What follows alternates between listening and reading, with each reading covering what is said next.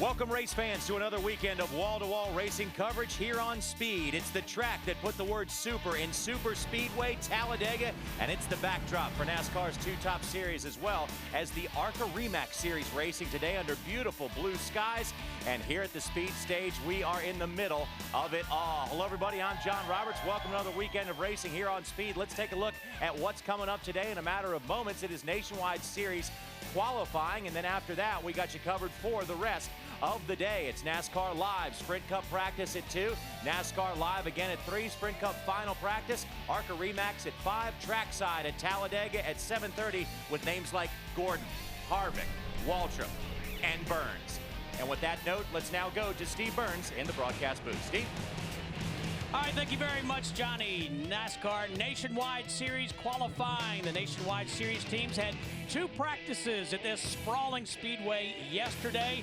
Beautiful weather all weekend long here in Alabama. And so glad you are with us for Nationwide Series qualifying. Steve Burns, the birthday boy, Hermie Sadler. Happy birthday. Thank you, sir. And Jeff Hammond. Now, Hermie, you raced here on the high banks. What can a driver do to make a difference? Well, unfortunately for the driver, not much he can do to make the car go faster, but he can make the car go slower. I used to be of the mindset, I'm just along for the ride, but Robert Yates brought me here a couple years ago to test. He put a digital tachometer right above the steering wheel and taught me a lot about how important it is to hit your marks, because if you tug that wheel a little bit too much, Jeff Hammond, or hit the bumps across the tunnels at the wrong places, you can slow your car down. I'm glad you guys finally admitted you have some responsibility behind the just wheel a little right bit. there. That's Just a right. little bit. You can't do a whole lot as far as helping it go faster, but you can definitely hurt that race car a bit. As far as the teams are concerned, they had 2 hours, as you talked about yesterday during nationwide qualifying practice, to be able to get these cars dialed in. Talked to several teams this morning. Some of them felt like they improved their cars from Daytona. Other guys said we won't know till we get through the room of doom. So that's going to be part of the issue that we're going to be dealing with here. And the main thing right now, as we watch the first car on the racetrack, who happens to be the number 11 of Scott Legacy, that if they were able to get a good set of springs, a good set of shocks on that race car, as well as, you know, the necessary air cleaner and everything combination back like it needs to be able to find out what kind of speed these cars really have. Jeff, Hermie, how about the qualifying order here? Scott Legacy is the first driver out. Mike Harmon is the last, 47th of 47. Will, where you go out, play a difference here today? We talk about it just about every week.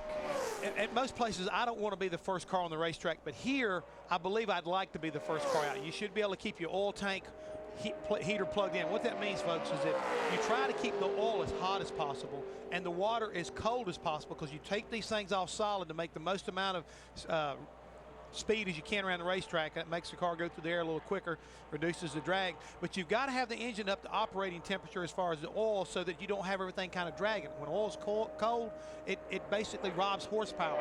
So you got to keep that oil tank hot. And I think going out early, you get all this stuff here like it needs to be. I think it's better for you. Plus, I think, you know, if there's any benefit as far as a cool day here, it's going to be right now. We'll take a break here at Talladega. When we come back, we'll see Danny O'Quinn Jr., Kenny Wallace, and Brad Keselowski. Speed's presentation of NASCAR Nationwide Series qualifying from Talladega is brought to you by Nationwide Insurance, the official auto insurance provider of NASCAR. And by KFC. Stop on Monday for a free piece of new Kentucky grilled chicken. Second car to qualify, that's Danny O'Quinn Jr., hoping to make his 3rd Talladega start. Danny O'Quinn, a former Rookie of the Year here in the NASCAR Nationwide Series, but got him a new sponsor this weekend. That car is pink and white, folks. Don't adjust your dial. That's right. He's got Salon Wish on the car. And Hermie, you know how you like to be coiffed? I mean, your wife, I'm sure, likes to be the same way. Well, this company right here allows you to find salons around the United States. So when she's traveling with you, she can find a place to kind of, like, you know, get herself kind of fixed up. Well, I like Danny O'Quinn a lot, and I hope his sponsor does well, but I hope my wife does not see it. Don't be that way. Okay, let's go to Dick Bergman and change the subject. Well, that's just fine. I'm in the garage. The garage opened about 4.5 hours ago, and the first car in the inspection line was there 3 minutes after the garage did open. They are still inspecting cars, and crew chiefs tell me it's about 3 hours to get through the inspection line. Reason for all that?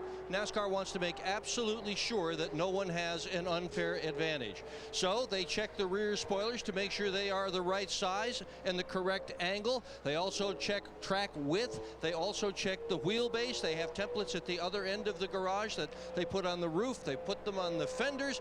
Everything you can imagine aerodynamically, including ground clearance, is checked.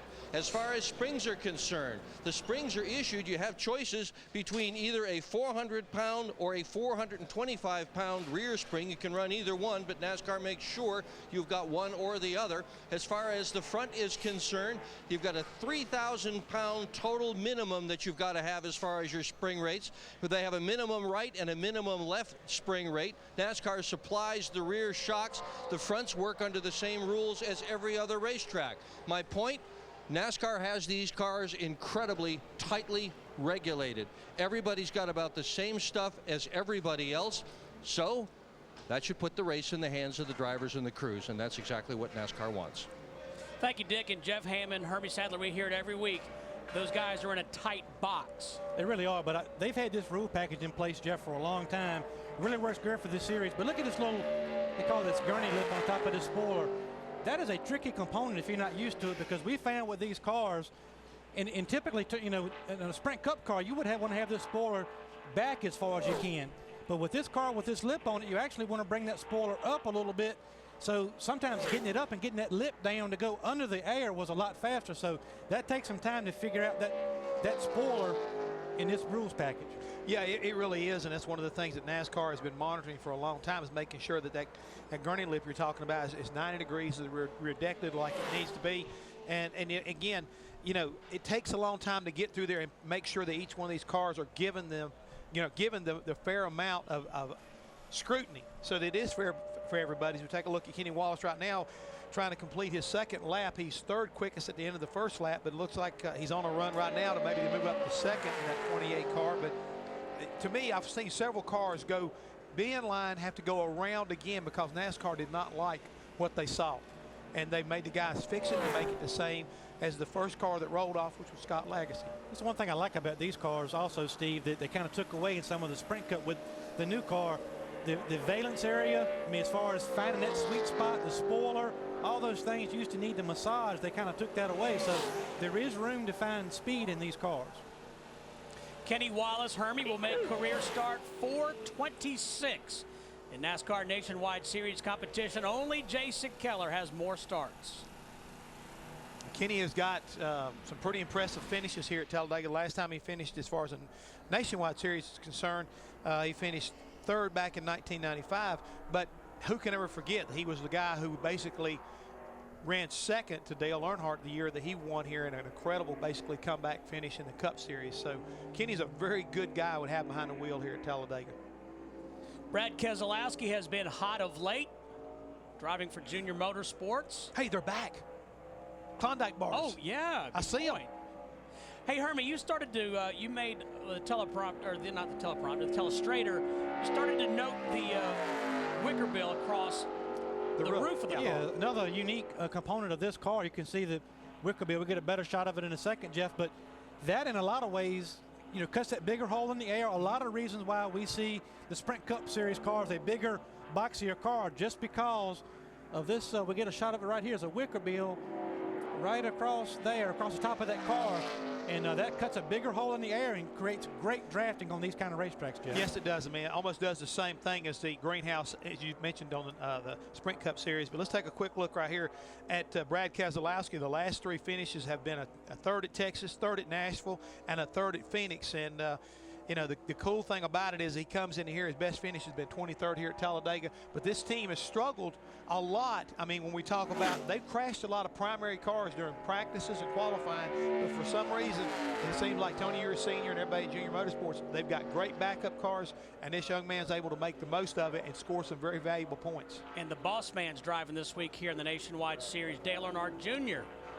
That's going to be an interesting little piece. I mean, he doesn't go out till a little bit later on in our qualifying session, but I've been you might say my informatives, your sources, my sources have been telling me that they've been struggling a little bit with the seat in that race car since they've got here. You notice he took that first lap, Jeff, all the way around the top of the racetrack to get that momentum up. Right now, he's on that yellow line. Important to take the shortest way around on the second lap. You'll see him come off turn 2 and stay right to the bottom of the racetrack to get the shortest distance, Steve. Now, me, we've talked about wicker bills, gurney lips, all those aerodynamic and he's got a hand out the window, too. And a hand out the window. That's keeping air from coming in. Every little bit helps. So how differently do these cars drive than their counterparts in the Sprint Cup Series, particularly here at Talladega? At Talladega, not a whole lot of difference. I mean, I've driven both at this racetrack. Not a lot of difference at all. You just when you get in the draft, they draft a little bit different. But other racetracks, I mean, it's just, you know, your mile racetracks, mile and a halves. It's like night and day. But think here, about this you just hold it to the floor and turn left. Is it how smooth it is? They did such a fabulous job at paving this thing a few years ago that it makes this thing here, I mean, just a pleasure for a race car driver to go around. Brad Keselowski jumps up to second. Scott Lagacy's still the man to beat. Joe Nemechek holds all the records for the Nationwide Series. He's next. The All-Star race quickly approaching. Saturday night, May 6th, the most spectacular All-Star event in all of sports for an unbelievable low price. Tickets starting at just $25. Call 800-455-FANS or buy online at LowesMotorspeedway.com. Back at Talladega, I mentioned Joe Nemechek holds most of the records here in the NASCAR Nationwide Series. Top 5s, top 10s, laps led, and he is tied with Jason Keller. 14 starts here in nationwide competition. Yeah, and that includes 2 wins here. And, you know, he's you know, out of his 16 wins, he's got 4 restrictor plate wins. 2 of them, like I say, came here at Talladega.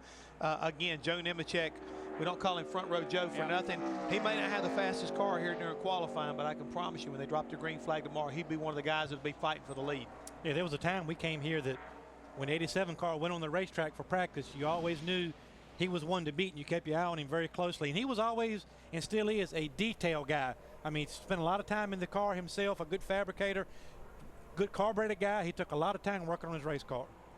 Joe Nemechek, 3rd of 5 drivers. Let's go back to the editor of Speedway Illustrated magazine. Well, thanks, Steve. Clint Bowyer has got, believe it or not, he didn't know it either. He's got the best qualifying record of any of the drivers that are going to try to qualify for this race today. What do you got for us? Is this car capable of the pole? I don't know about that. I think it showed some speed. Holiday Inn, you know, Chevrolet's been strong here every time, you know, every time we go here. Just happy to be back, you know, in the Nationwide Series, the new Holiday Inn car. You know, Burton and Steven have both been in it here, kind of having too much fun. So I wanted to come down and have some fun.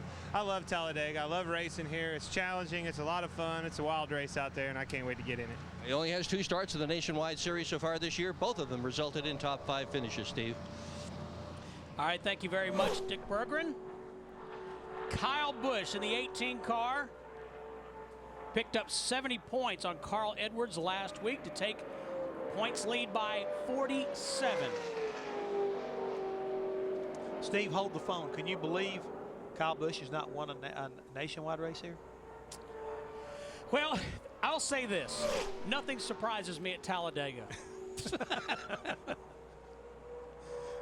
Now, when you think about this guy here, again, walking through the garage here earlier today, I asked a lot of folks, I said, who are going to be the cars to beat here, what you saw in practice yesterday?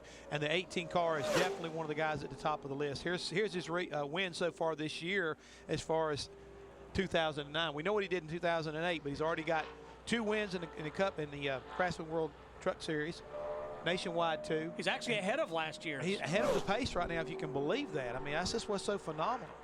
Herman, you talk about teams and organizations that seem to know something from time to time. We see it in cycles. Joe Gibbs Racing has won the pole in 7 of the last 10 restrictor plate races with 4 different drivers. Well, they continue to work at it, Steve. I mean, even though they've had success in years past, they're always working on their engines, always working on their cars. Sometimes these guys get into a mentality of, okay, we got a Speedway car here. We ran at Daytona. It ran pretty good. Let's just put a cover on it and bring it to Talladega. Well, everybody else picks up a little bit here, there, and you can fall behind a little bit. But what I like about Kyle Busch's stats, he's got a pretty good closing percentage. When he's in the top 5, he normally wins, and that's a sign of a guy who's got that, you know, that mentality of knowing how to close at the end of a race. You see Kyle Busch running the bottom. All 5 drivers who have gone their quick lap, obviously the second lap. He's right on the yellow line, right at the bottom of the racetrack too, and get down below the apron on the flat. Good move right there. Should have him pick up a little bit. It's a good thing it's not in race condition. He'd be out of bounds. Out of bounds. Fastest lap is a 51.88. Scott Lagasse turned that. Kyle Busch just ran a 51.89. And let's check in with Krista. And that time does bump Brad Keselowski down one spot. So, Brad, how did the car feel? And here at Talladega, do you get a sensation of the speed that you're carrying out there? You really don't, not until something goes wrong. So, you know, you're going pretty fast in qualifying, about 184 mile an hour, but it's so smooth here. They've done such a great job repaving this track. So it's really a lot of fun to drive. You know, race mode, it's going to be tough, a lot of traffic, but, you know, qualifying doesn't really mean that much here, but we still want to qualify well, and I think we've got a great contact Chevrolet to race with. All right, and Steve, you talked about the momentum this guy has. 3 straight thirds. That's not good enough, right? Well, we've had a shot at winning 2 of those races, and it just hasn't worked out. But, you know, the last time I ran the contact car didn't go so well in Vegas, so we're looking for some redemption. Looking for a cool outing. Get it? Yeah, that's all I've got right now, Steve. That's sweet. Sweet. Get it? Yeah. Sweet. Yeah, Brad Keselowski's gone from 15th to 5th over the last 3 races in the point standings.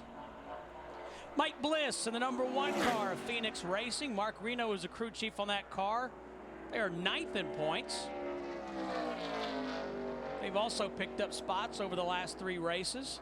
Yeah, I'd say that's pretty impressive right there, from 19th to 9th in the last 3 races. That's a great job by Mike Bliss and Mark Reno.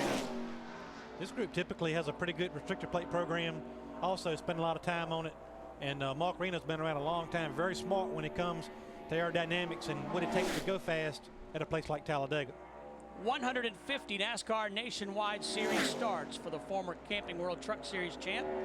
You know, I think we would be remiss if we don't go back and give a little bit more of an attaboy to Scott Lagasse. First car out, still holding on to the pole position so far in that number 11 car.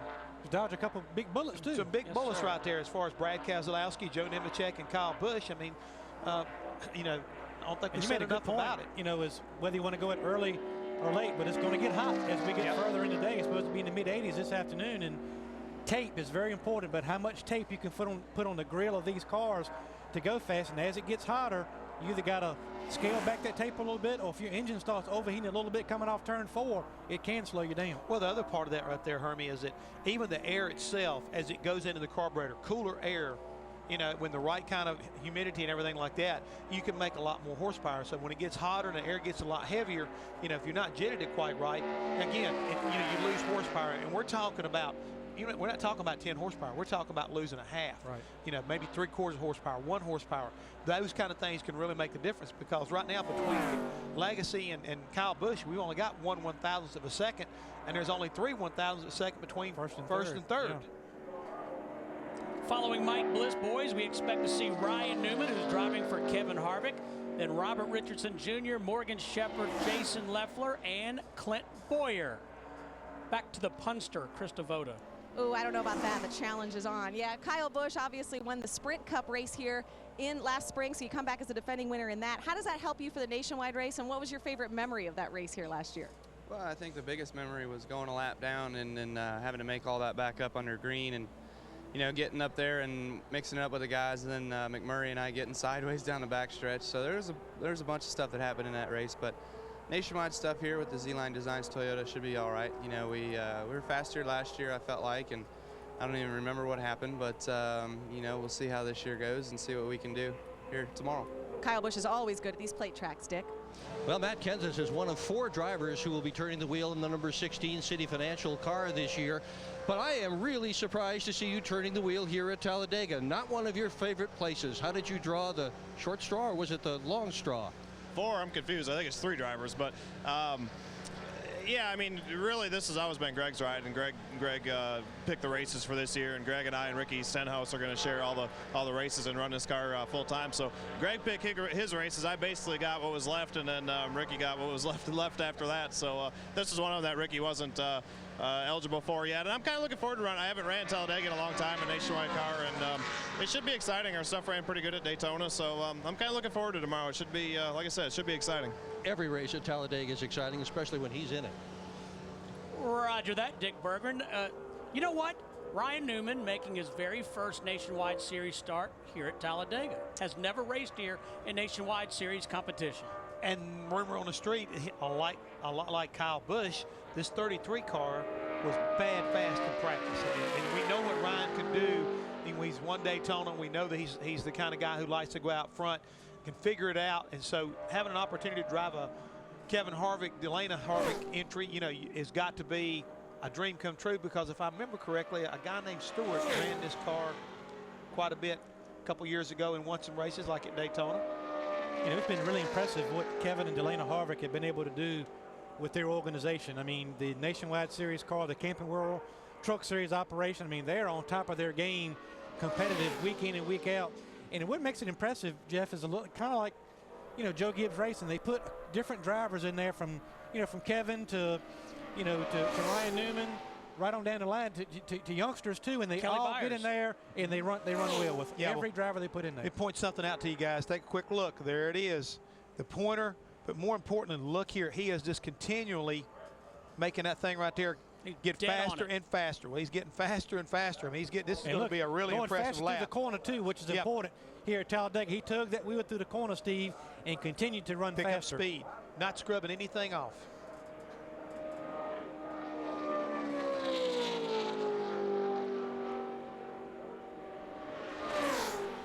Checkered flag for Ryan Newman, and he does jump to the top of the speed chart. Second lap, 551.51, 185.88 miles per hour.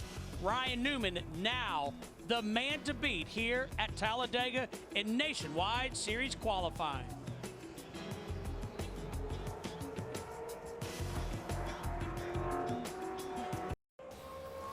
A lot of action for you from the Talladega Superspeedway. 7:30 Eastern tonight. Don't miss trackside. Darrell Waltrip, Jeff Hammond, Larry McReynolds, and yours truly, joined by Jeff Gordon, Kevin Harvick, and Michael Waltrip. 7:30 Eastern from Sweet Home, Alabama. Time to rock the house. Heck of a lineup y'all got tonight. Yes, sir. And the guests aren't bad either.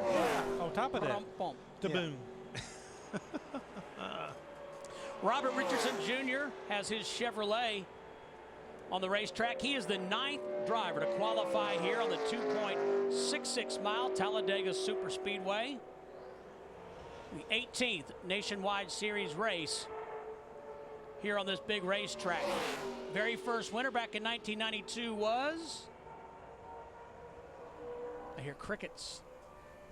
How about Ernie Irvin? Wow. Pole sitter, the Big E, Dale Earnhardt. I didn't remember that. Now that you brought that back, I do remember that. Racing here once a year since 1992. The Nationwide Series has. Track opened back 1969. Richard Brickhouse won that race. Yep. Odd things happen at this big old speed plant. Kind of a Twilight Zone from time to time.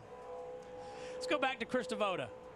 And with the current pole sitter, Ryan Newman. So, Ryan, I got to ask, is there pressure? Because when you drove that KHI truck, you won. Now you're in a KHI Nationwide car for the first time at this track and on the pole for now. Talk about pressure. Well, Harvick said it on the pole in Daytona. It's the same race car, so the Ream Chevrolet is really good, and guys did a great job. We didn't run a whole lot yesterday, just in drafting practice, and never did a qualifying run, but Ernie and these guys have done a great job of bringing a fast race car, and we'll see if it holds up for the pole. All right, thanks. Dick? Last time Justin Allgaier was here at Talladega was the fall of last year. He ran the ARCA race, and he won it in dramatic fashion, passing Joey Logano on the very last lap for the win. How much fun was that? Oh, it was a blast. You know, coming here to Talladega, it means so much. There's a lot of history that surrounds this racetrack, and so to come out here with a victory last year, my dad's team was just, it was incredible. We loved it, and we'd love to do it again in the Nationwide Series. The Verizon Wallace Dodge is pretty good this weekend, so love to do that again.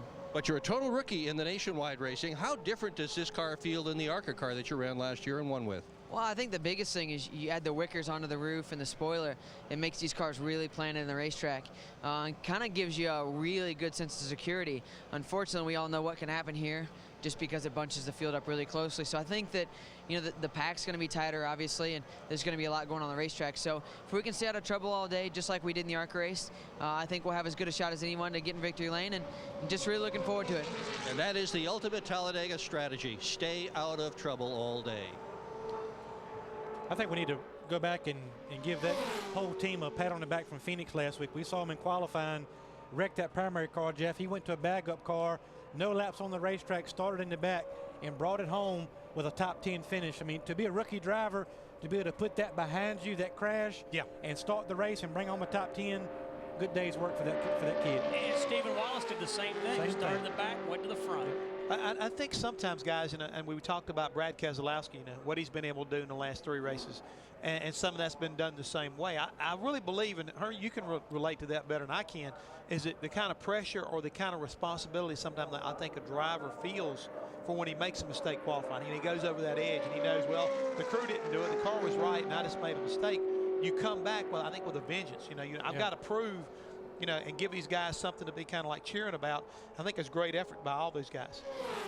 This is an important race, boys, for Morgan Shepherd. I'll tell you why. He is 30th in owner points, just 3 points ahead of 31st. The Nationwide Series, top 30 are locked in for the next race. So big event here for Morgan Shepherd. And next week is Richmond, and Richmond always brings a lot of race cars. There'll be a lot of race cars trying to make that exciting Friday night short track race at Richmond next weekend. Well, I can tell you something right now. If anybody can bring home a good finish tomorrow, Morgan Shepherd's one of those guys. He knows what's at stake, and I think he'll be able to probably pull that off. Finished 13th here 1 year ago. I can say he's not a stranger of kind of like having his back up against the wall and being able to pull it off here at Talladega. Here's a guy that's been kind of like surprising, I think, a lot of people. Last couple of races, a 6th, and he finished 2nd at Phoenix. Jason Leffler. I saw a picture from earlier this week of Jason Leffler and Hermie Sadler wearing red aprons. We did a little cooking this past week on Tuesday night up in Richmond at Short Pump Town Center. Did a promotion for the nationwide race coming up this weekend at Richmond, and Richmond is unveiling a Richmond Raceway dog. Oh no! So we cooked some hot dogs, and Bernie Lamar was there, and Eric Darnell, and Jason, and Jason's got one of the more interesting hairdos, sponsored by Great Clips, obviously. So I think he makes them taller, with the mohawk. Are you looking to do the same thing? No, sir. Well, it looks to me like your sides are a little bit thin and your top's a little bit taller. I've always been that way. Oh, me. Jason Leffler has finished 6th and 2nd in his last 2 Nationwide Series events at Nashville and Phoenix. The one other thing is, too, Steve, we forgot to ask him. He did the cooking. Did anybody get sick? I got to admit, I'm not a hot dog eater, but that was a great hot dog. I felt like I had to eat one, take one for the team, and it was a good hot dog. That's a good thing. You didn't bring us any. Speaking of team. I didn't see you bringing a whole lot of stuff in for the team either. Hey, I was here early just to have everything ready. Well, you had to get here 30 minutes early to fix your hair. Look, my name's not Myers. If I cut mine as short as yours, I wouldn't have to worry about it either. There you go. Yeah. See? Jason Leffler had a good start on the Superspeedway at Daytona at the season opener. He began that race in the 4th position. He had a good run here last year. He finished 4th, and he actually led 7 laps here. So, again, I had the privilege of having him drive our Craftsman Truck Series, which is now Camping World Series truck, a couple years ago here at Talladega. And he is quite a wheelman. When he gets an opportunity to run that outside up against the wall, he will go up there, and, as you might say, being the type of racer he is, he'll be looking for the cushion. He'll fly around this place. That's a fast car a lot of times. I mean, they're real close to getting over that edge and winning a couple races. Braun Racing Stable, crew chief Scott Zipadelli. Second quickest right there on that 2nd lap right there for Jason Leffler. Good pickup. Leffler having a good season in the point standings as well. Nice job there. He's moved up into the 4th position. That's a Talladega burger, not to be confused with a Richmond dog. Tell you what, he's putting it away, isn't he? Let's go to Dick Bergeron. Now, speaking of hot dogs, I'm with one right now, Brian Vickers, who is, I think, one of the very best of the restrictor plate racers. Back in the number 32 car after a couple of weeks layoff with Bernie Lamar having driven it. How long does it take you to get accustomed to getting back into the Nationwide car after you sit out for a while? Not too bad. I mean, it's especially here, I mean, the cars drive very similar. I mean, they draft a little different. Probably the hardest thing to get used to is the lack of room. You forget how little room these cars have compared to the CO2. You get in there and you're all cramped in. But I love coming back to the Nationwide Series. These cars are a lot of fun to drive, especially at the intermediate racetracks. But, this is one of my favorite tracks, Talladega. I love to be here. 3 wide at 200. And this car has a good history at Talladega as well, at least as far as qualifying. Last time it was here was 2007. Blaney qualified it in the 2nd position. How good does it feel to you? It felt really good in practice yesterday. We actually only ran the first practice. We didn't even run the second one. You know, this track, with as many rules as we have now in these cars and limitations on the springs and gearing and everything, there's not a lot you can change. We felt really good about the car. It sucked up really well in the draft, drafted well, led well. So we put a cover on in the second practice, and we'll see what happens tomorrow. That's why this hot dog is somebody to cheer for. The driver's important here. Yes, indeed, Dick Bergman. We see Clint Bowyer powering down in between turns 3 and 4. Ryan Newman has the speed to beat, 185.88 miles per hour, 51.51 seconds. Clint Bowyer took the pole here in April of 2004, his first career pole in the Nationwide Series. He's going to have a decent first lap, it looks like. 52.50. He's going to pick up about a second. I don't think he'll pick up that much, Jeff, but it looks like he's got a chance to maybe get a top 5 out of it. Yeah, I think he does right there. If you look at what most of the guys have been picking up, he's on track right now to wind up being about 3rd quickest based off of what he did on the first lap. 6-time winner in this series to go with 6 pole positions. Watch his corner speed. He'll lose a little bit in this corner, Jeff, just because of how well the 33 car of Ryan Newman went through the corner. He's steady losing just a little bit of speed. That 33 car really impressed me through the center of the corner. That's a hidden secret here at Talladega. Yes, it is. I mean, again, that shows a great setup right there by Ernie Cope, but also a lot of good horsepower on the hood right there as far as that's concerned. We'll see what he does on this 3rd lap. 3rd overall. I believe we called that. 184.58 miles per hour. I tell you, a couple years ago, I ran a cup race here, and it was lucky enough back when DEI was, on the top of their game in restrictor plate racing. I drove one of their cars for errands in this race, and I got on the racetrack first thing, and you always, as a driver, listen for your RPMs. Listen for RPMs. I went down in the corner, turned 1 and turned the wheel, got to the bottom of the racetrack, and that thing actually, Jeff, picked up RPMs in the middle of the corner, and I said, now I understand, what I need to feel and what I need to see here, and it was just an unbelievable feeling. And so now that you know how important that is, you start watching for that. And a lot of guys think it's all straight away and this, and that, and the other, but you got to get that car in y'all to not scrub off that speed. Yes, you do. I mean, that is the secret right now to, I think, winning here at Talladega, and also, more importantly, today, sitting on the pole. Puppy dog not paying attention to Carl Edwards. Carl Edwards comes in here 2nd in points.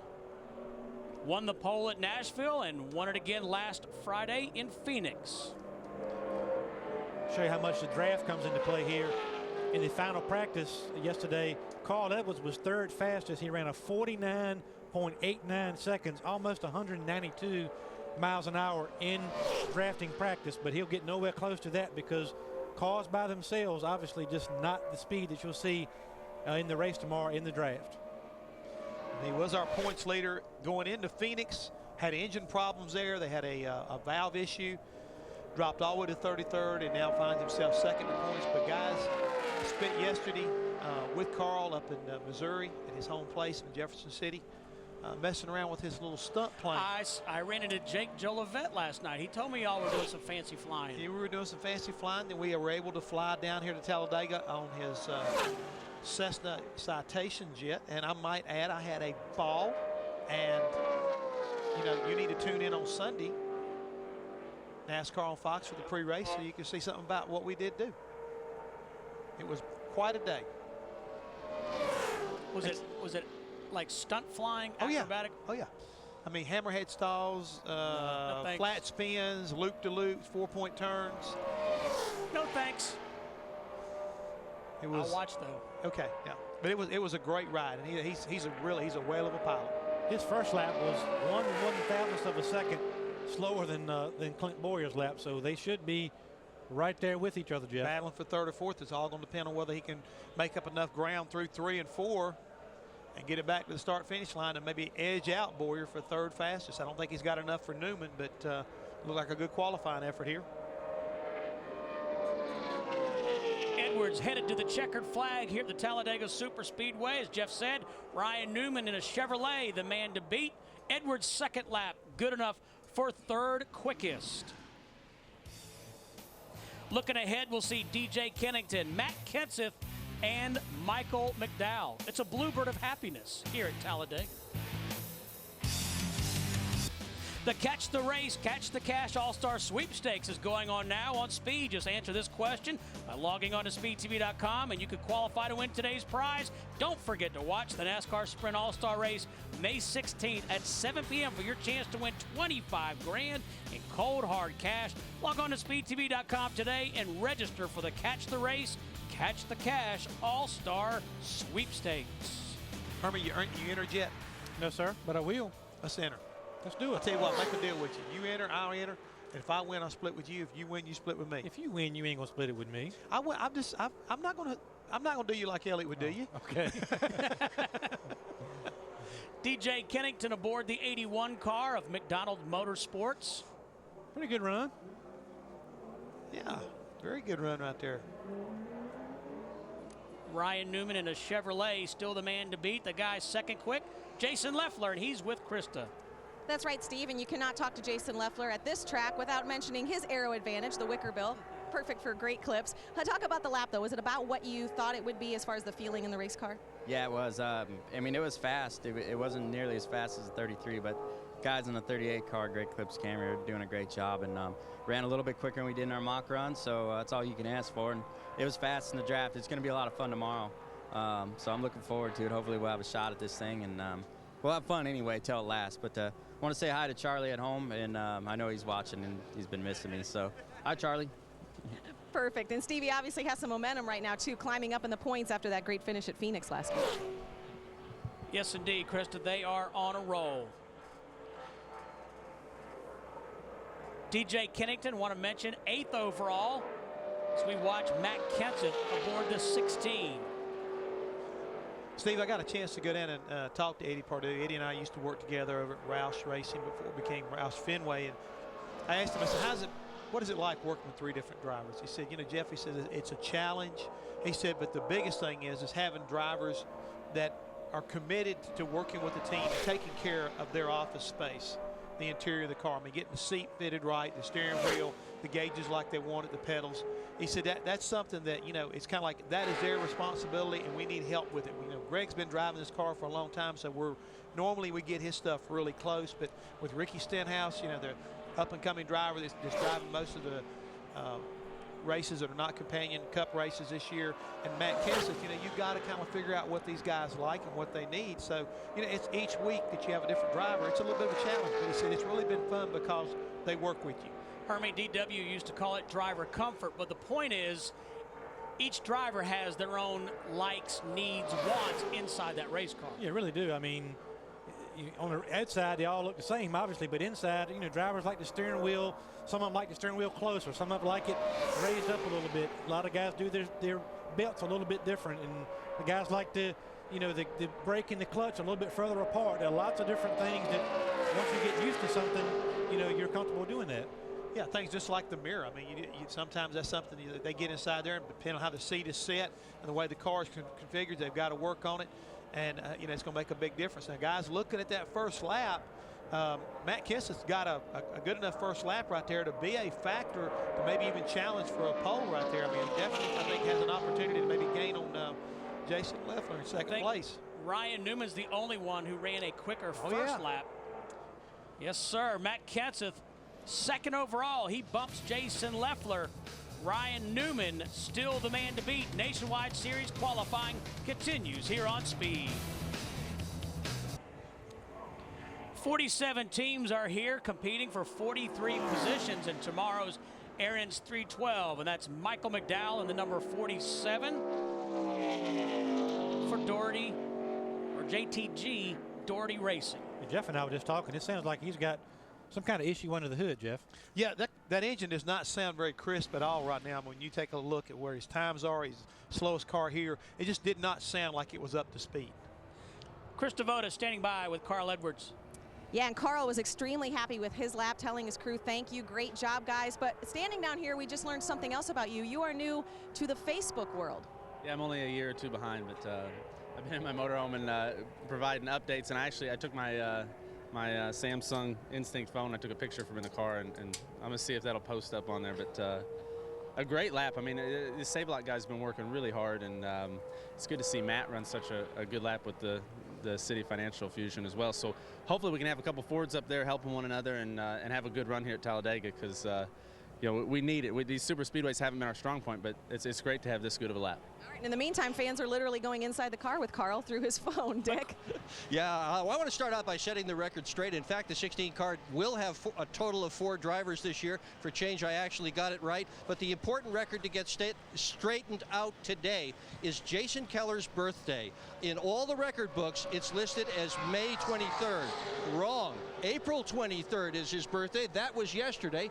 Happy birthday. What did you do to celebrate? Well, I appreciate it. Actually, the cool thing about my birthday is my son's birthday as well. So he turned 13 yesterday, so happy late birthday. And just drove to Talladega. You know, race car drivers drive race cars, so that's what we do. And actually, my dad came down with me, so we had a hot dog in the RV last night to celebrate my birthday. Just I got a great new sponsor this week, Scott Shop Towels.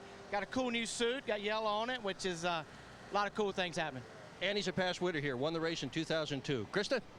And down here with the Carl Edwards just talked about how good of a lap it was for Matt Kenseth, so we slid right over, and let's talk to Matt. How good was it?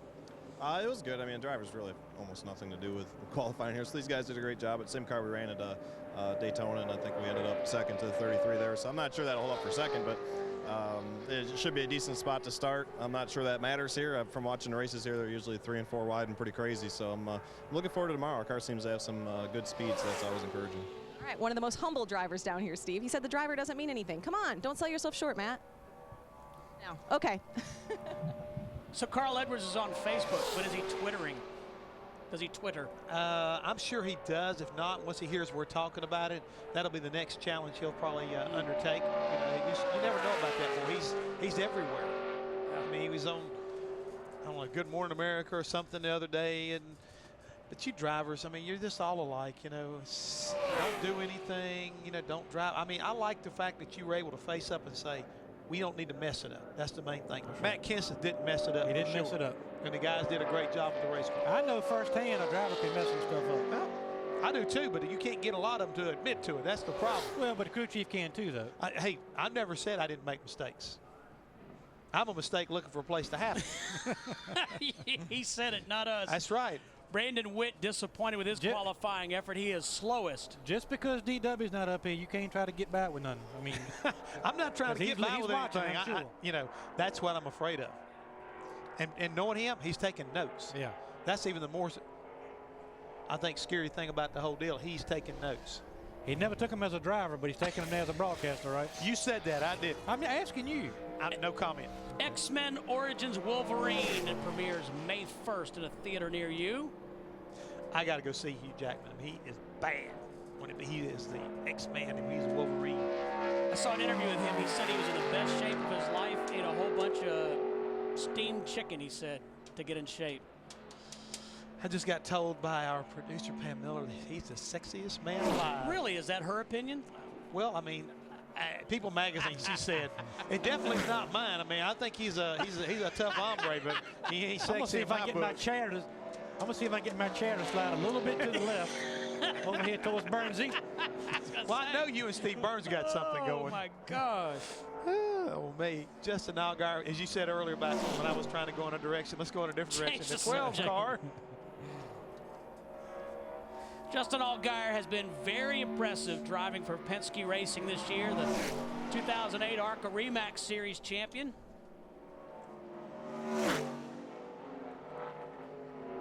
Hermie, what impresses you the most when you look at a young driver like Justin Allgaier making the transition from ARCA to the Nationwide Series? Well, you look at a lot of things, Steve. Not only how he's able to perform on the racetrack, he's not afraid to get in there and mix it up.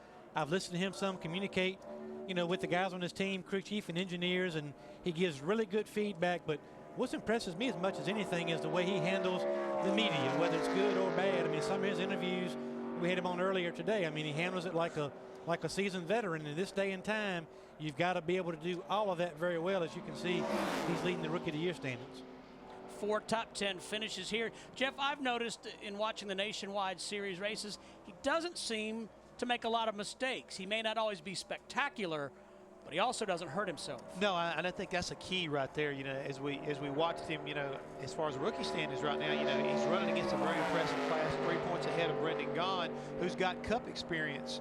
That's the main thing I think about a rookie.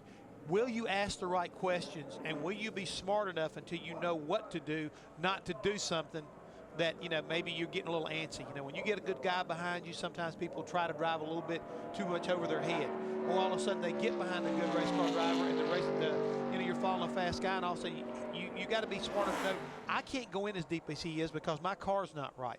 You got to be able to pick your fights, you might say, and do the right things. And so far, he's made more right decisions than he has wrong. Another young driver who's made good decisions is David Ragan, and Dick Bergman is with him. You bet he sure has. And this racetrack, Talladega, has a reputation for first-time winners, and David Ragan surely is knocking on the door for that. Last year at Daytona, both of his Cup finishes were in the top 5. He finished 6th there in the Cup car, 8th in the Nationwide car. How about it, my friend? Is this the first time you're going to walk into a big league NASCAR victory lane? We'd like to think it can. You know, our discount tire Ford has been fast. It was good yesterday. We're pretty happy with it. Can't guarantee it's going to be a pole setter by any means, but you know, if we can qualify in the top 10, just put ourselves in position to be around at the end of this thing. And yeah, we can absolutely win this race. We can win a lot of them. We just got to make it happen. All right. Well, we wish you good luck this weekend. Thank you, Dick. Justin Allgaier clocks in 11th overall, and 25-year-old Brian Vickers, he seems older than that. He's just been around forever. He has. Remember, very young. We started talking about him when he was getting ready to go, what, to his graduation or his high school graduation. Yeah. And prior to that, he went to Milwaukee and was going to qualify and missed his his school graduation or his prom. I can't remember which, to go race at Lowe's Motor Speedway. I look for him to have a good lap. His teammate Jason Leffler, Steve, qualified 3rd, and these cars both coming out of the same shop, and this car has been on the front row at this racetrack before, so look for Brian to have a decent qualifying lap. Got his only Cup Series win here at Talladega back in October of 2006. And in 2009, his best finish came here in the Nationwide Series in this 32 car when he finished 3rd at Las Vegas. But his best finish here at Talladega didn't come till 2006 when he finished 4th. But like you were talking about, if his teammate is any indication of what to expect out of this 32 car, he's going to be right up there with him. And as you well know, having a good dance partner, it's not a bad thing when it comes to Talladega. So sometimes teammates can work well together. Vickers first lap 52.54, 182.24 miles an hour. It's a pretty good first lap. It's a pretty good first lap right there. And what impressed me was when he pulled to the bottom of the racetrack, when he decided it's time to get to the bottom of the racetrack, I mean, that pointer, I mean, it jumped up there. What he did a good job, Jeff, of using the bank. And a lot of people don't realize, unless you've been here, that there's banking in this tri-oval. He did a good job of slowly turning down the heel of that tri-oval to get back to the line, to get a little extra momentum to get that white flag lap. So good job of maximizing the racetrack. See, the driver can make a difference. That's what I say. You know, don't ever underestimate what these guys are doing inside these race cars. They may just be along for the ride, but the guy who can guide it the best can take full advantage of it. And right now, Brian Vickers is definitely going to be in 2nd position when he gets through with this qualifying effort. Yes, indeed. Good job. 185.53 miles per hour. Vickers now behind Ryan Newman. Speed's coverage of NASCAR Nationwide Series qualifying from Talladega is brought to you by Toyota. For the latest Toyota racing information, visit toyotaracing.com. Toyota, moving forward.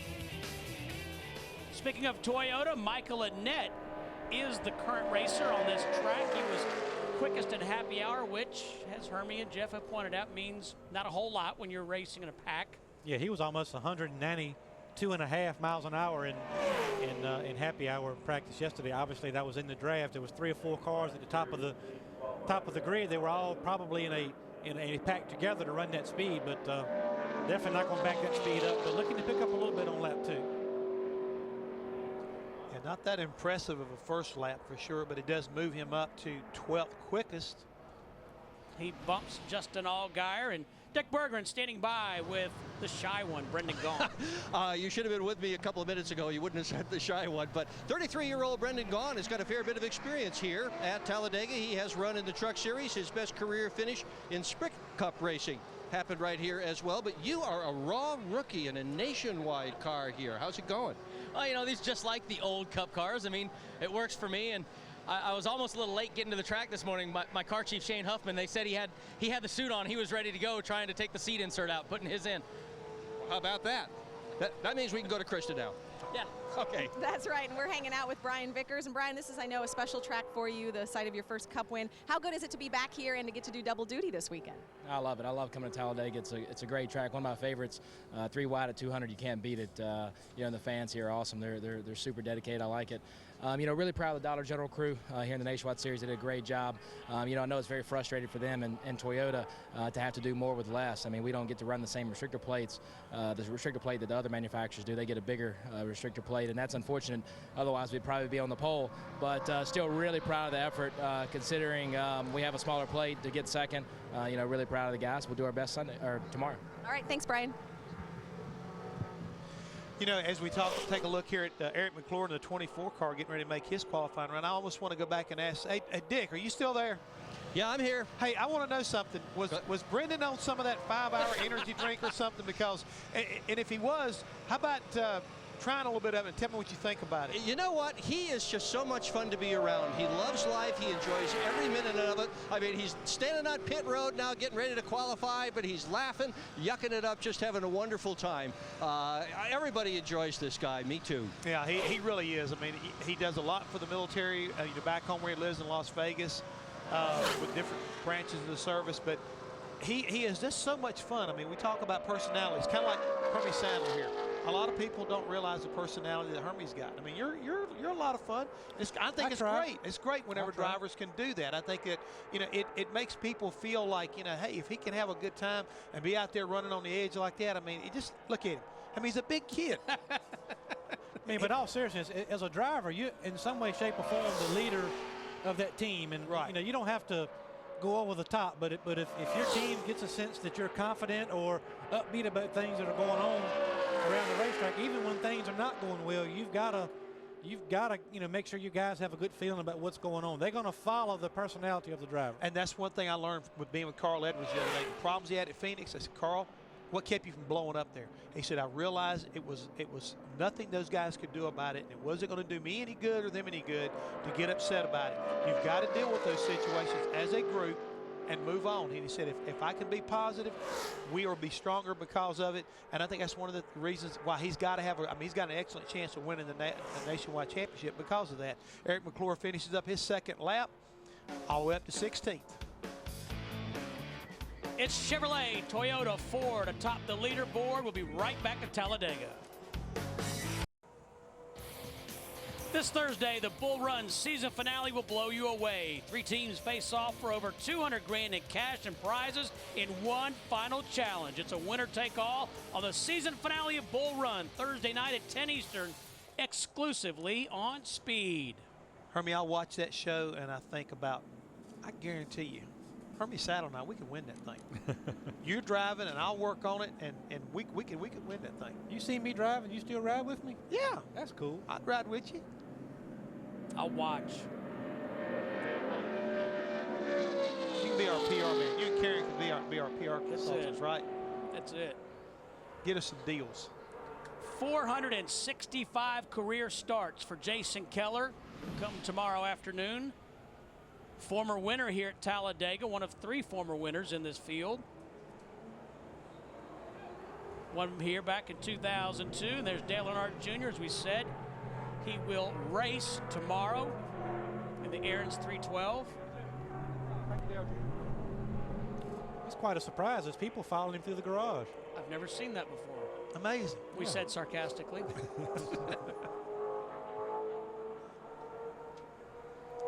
We'll watch David Ragan and check back with Dick Berggren.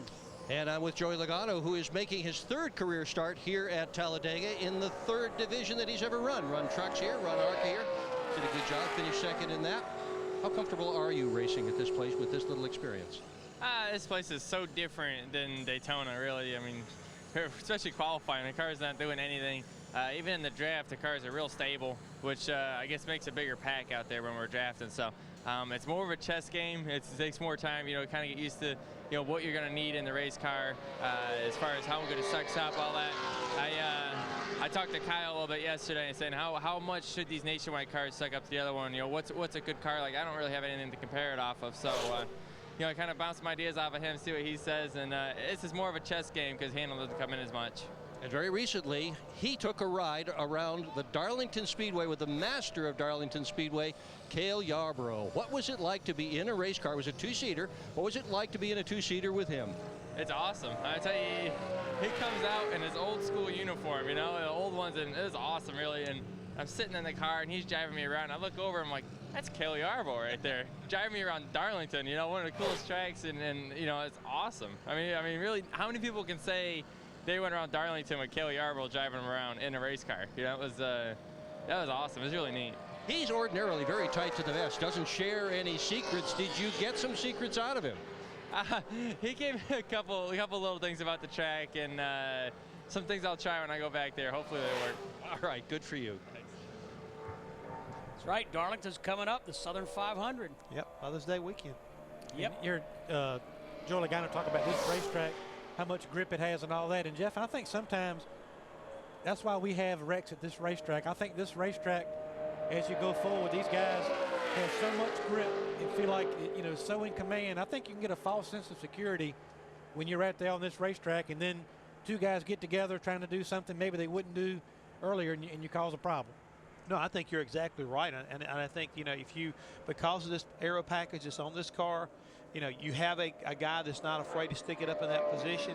All of a sudden he finds himself, maybe where if the handling went away a little bit, he wouldn't be quite as, aggressive. And we watch right now David Ragan complete his qualifying lap. He's 11th quickest, but because of that, I think you're right. I think if this is not what you will see at Daytona, I think handling is so important about that. It's you have to your car goes away, your handling goes away. And the other thing too, we see a lot of guys having a chance to race with guys that they don't normally get a chance to race with. And guys that at Talladega, you can see guys that are normally back markers up there drafting and racing beside Dale Earnhardt Jr. and they get a little bit excited, Steve. Back to the grid and Dick Berggren. And this indeed is Dale Earnhardt Jr.'s very best racetrack. More wins here than in any other speedway. Right now, he is sitting in the car, and with one of the other mechanics, he is adjusting the big rear view mirror. Somebody like Earnhardt will spend far more time looking in that mirror during the race than he'll spend looking out the windshield. So it has to be positioned exactly right. That is a solid mirror that's in the car. It's curved in shape, so it's very difficult to tell distance, but you can tell who's back there. He's also got a small convex mirror that's mounted to the A pillar of the car. Those are the only two mirrors that he has got, plus his spotter to tell him where everybody is. Talked about that driver comfort or driver preference earlier in the show, and there you have it. Yeah, and they've done a lot of work on this car, and you got to remember, this is Impound. They take these cars, and it's not like they can work on it later this afternoon to get it finished up. So anything that he needs inside that car for comfort, and as Dick said, Dale Earnhardt Jr. will look out of the back about 70% of the time in the race, trying to see who's behind him and where they're going. Hermie, Joey Logano made two references to racing here being like a chess match. One of the funniest things I've ever heard, Tony Stewart a year ago said, racing on the restrictor plate tracks is like a high-speed chess match, and I'm only smart enough to play checkers. Yeah. Well, I think he's selling himself short. He's pretty good at that places too. He is. Talked about Stephen Wallace having a great comeback at Phoenix. We could go Friday. The cool thing about it, a lot of people like restrictor plate racing, a lot of people don't, but the unfortunate thing is it can be a little bit frustrating because you feel like you can't go anywhere. But the other thing of it that makes it so much different, Jeff, is that you're so dependent on everybody else around you. I mean, what you do and the positions you put yourself in or that you get in are a lot of times based upon what the other guys do around you, and that's sometimes a little bit uncomfortable. What is this? To me, it's like running down the interstate and you get caught up with a pack of cars, and there's one little hole that you'd like to get into, and you can't get there.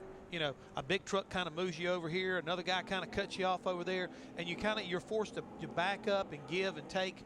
you know, and you can get frustrated just going down the regular highway. It's a very good example of what's going on out there on this racetrack. Or if you're going down the highway and you got that one driver that always gets right there on your bumper, you know, and you have to slow down rather than make the pass to get in the other lane. I mean, you have to show a lot of patience, and it takes time to learn how to do that.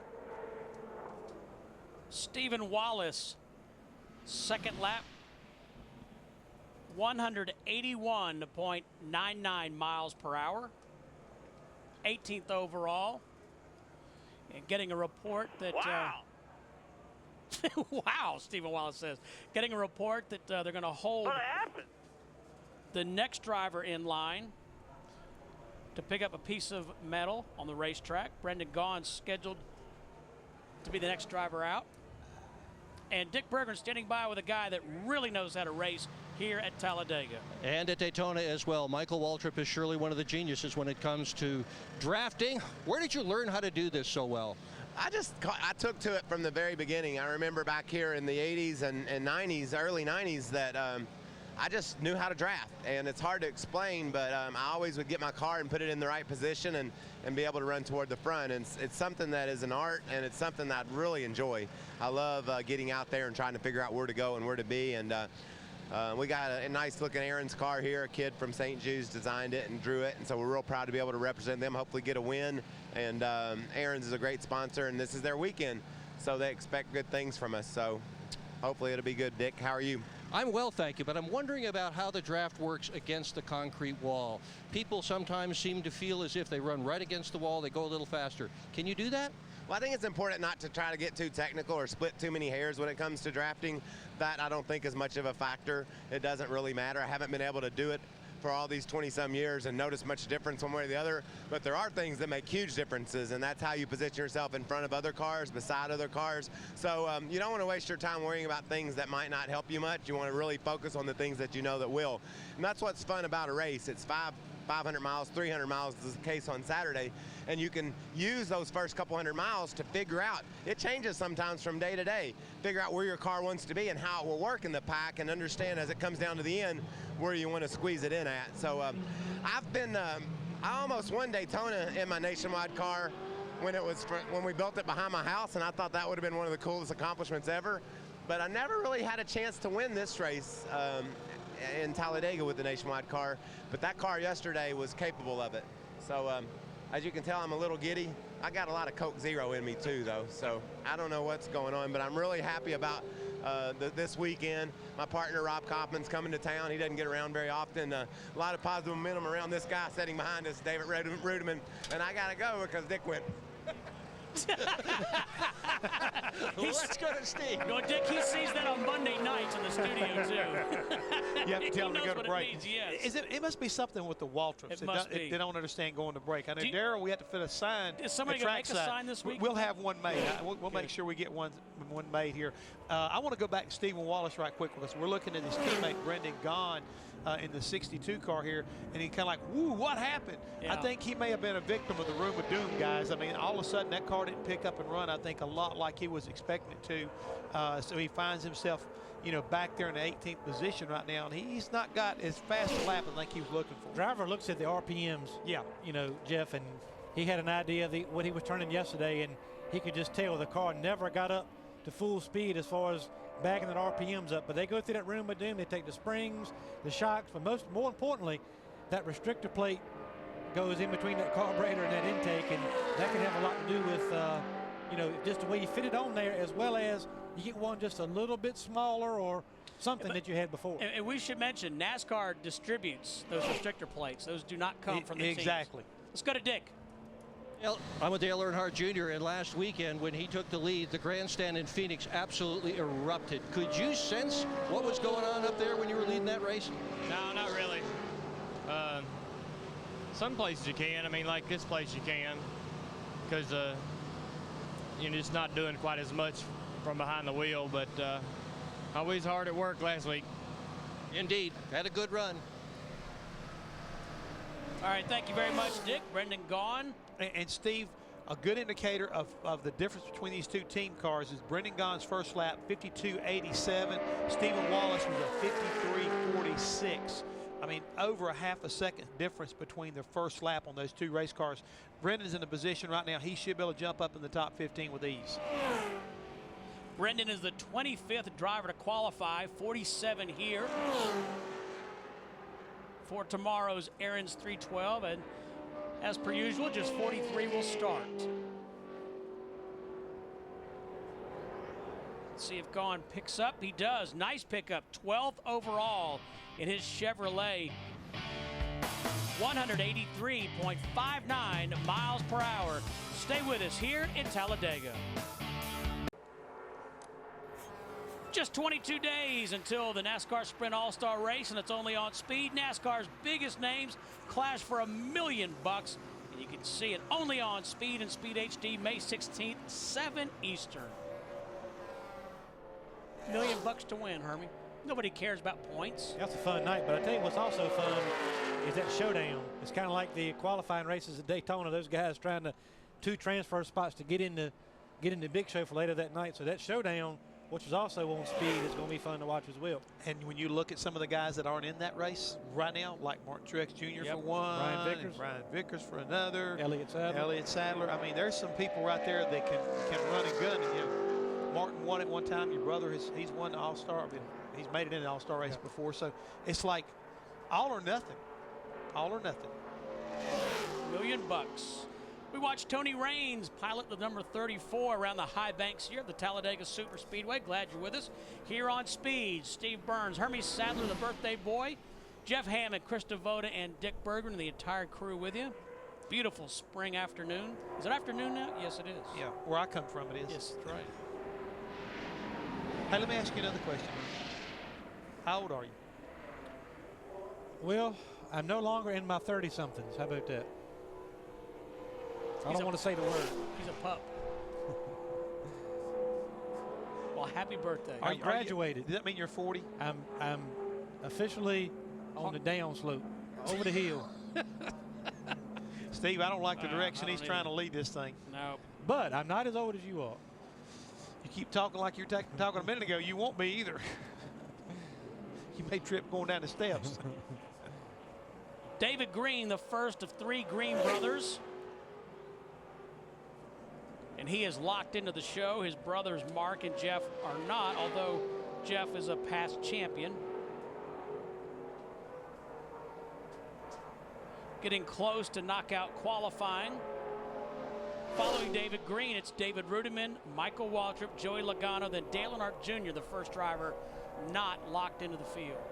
I was talking to David earlier down in the garage area, and he says, you know what, Jeff, this is the first time I've been to this racetrack since they repaved it. And he said, you know, I spotted, but I just never have driven a car here. And he said, I was just totally amazed, again, about how when they repaved this place, how smooth it was. And, you know, you can run the top, you can run the bottom, you can run the middle. You don't have the big choppy bumps like we once did. He said, the only place I found that was a little bit rough was right down here low in the tri-oval area. And what he was amazed with was like the transition into turn 1. And I think Hermie can relate to this. It used to be almost like you go down a little bit of a swell and then launch up into the banking on the old track. And this time they made the transition a lot smoother.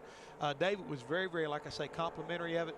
Felt like that he had a pretty decent car in the draft yesterday. He said they weren't really that fast by themselves, but in the draft, that 07 car, he said, I think I can do something with these boys tomorrow. Well, right now, the guy to beat is Ryan Newman, his Chevrolet, a top 27 drivers who have clocked in 185.88 miles per hour. The speed to beat, time 51:51 for Ryan Newman, driving for Kevin Harvick, Inc. Hermie, and to follow up on what Jeff said, because of this pavement, you know, you brought up the point that, you know what, a driver could get into a false, or be lulled into a false sense of security here, feel a little bit like Superman. Yeah, I mean, you can be at the top of this racetrack all the way up in the 3rd groove, and you can make a hard left and come all the way down to the bottom to change lanes or, you know, or to make a pass. But if the other guys around you are not prepared for that, I mean, you can really cause some problems. But no question, especially as the race goes on. You know, you start off the race, everybody's got the mindset, all right, let's log some laps. Then about halfway, you start thinking about position. And then at the, you know, last 40, 50 laps, you're thinking about, okay, time to go. And then when the intensity picks up, you really got to be aware of your surroundings. Hey, you know what I found out just a second ago? I just heard. What's that? Our legend, Dick Berggren, is with an Alabama legend. Well, let's go. Red Farmer, one of the original members of the Alabama gang, and guess what he's going to do tonight? What are you going to do tonight over at the Talladega Short Track? We're going to run a little match race with some of the Cup drivers, probably about 6 Cup drivers, and myself will run a little 15-lap match race every Friday night. Been doing it for several years, become a tradition, and I look forward to it. And right now he's going to try to get off his feet a little bit. I want to show you the cane that Red has got. This is made out of an old pool cue, and if you look at it, it's got his name right on it, and on the backside it's the Alabama gang. And we're going to let him walk off to some place where he can sit down and take it easy, so that surgery that you've been through doesn't bother you tonight. Go get him. Win the race tonight, Red. Thank you. I wouldn't bet against him. You know you got a racer when the man's got to get a cane to get in the car, and he still kicks your butt when he gets in there. he is truly, when we say he's a legend, Yes, folks, sir. he is, and he is a phenomenal race car driver, and probably the most important part of Red's legacy. He's a great guy. Yep. He will help the young guys out. He loves the NASCAR guys. I mean, he's a racer's racer. Tony Stewart's fishing partner. You got it. The franchise, David Rudiman is aboard that number 10 car. The Copart.com Toyota. Do you know what Copart.com is, Hermie Sadler? I went online last night. It's where you can buy a classic car or a boat or an RV. It's like an auction site. So, what kind of car are you looking to buy? No, I just want to check it out. Oh. Yeah. Interesting. Not going to be terribly pleased with that first lap. We'll see if he can pick up more on the second lap. 53.05 lap 1. That's about a half a second, Jeff, of where we've seen the top 5, top 10 guys end up on their first lap. Yeah, I mean, he's, again, about 2/10 off of what you'd like to be able to be on that first lap to really be up toward the top 10 in this qualifying run. I mean, that could give him an opportunity to break into the top 15, depending on how much he picks up here on the second lap. It's another car out of the Braun Racing stable. His crew chief is Todd Losey. David has 3 starts here in Nationwide Series competition. This is one of those racetracks that's never been really kind to David Rudiman. His best finish is only 20th. Having a great series, a great season over in the Cup Series. He's 9th in points coming into Sunday's race. Yeah, he's having a phenomenal season over in the Cup size. And right now he's going to wind up being 17th quickest. And Hermie, I think there were people who looked at the point standings early in this season and said, wow, that's just kind of a fluke. David's going to tail off. Nope, every week they're competitive. Every week, all different kinds of racetracks. Yep. I mean, you know what's been impressive is it hadn't been like he's bagged in any good finishes, like he's, you know, started in the back and maybe had to work. I mean, those guys have been good in qualifying, and they've been like top 10 contenders all day long. It's not like they come out of nowhere. I mean, they've been solid every week. Well, to me, the race that I think that kind of defined them is when they got down the lap after the mistake on pit road, were able to get, you know, race their way back up on the lead lap, and it had a good finish. I think it was at Texas, wasn't it, whenever he had 11th, one of the fastest cars there, and they fought their way back for a really good finish. I mean, I think they showed that, you know, we are real, we're here to stay, and I'm not giving up.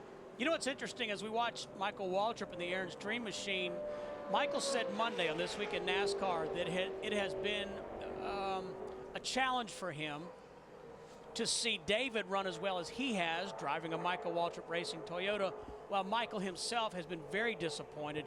He said he's happy for David. It shows progress for his organization, but it's disappointing for him personally the way he's run. Well, it'll drive him too. I mean, he's got a good measuring stick of what, you know, what his company and his race cars are capable of. So he's the owner, but when you got another guy in your stable competing at that high level, it certainly puts a little more pressure on Michael to perform, and he understands that better than anybody because it's all about performance when it's all said and done.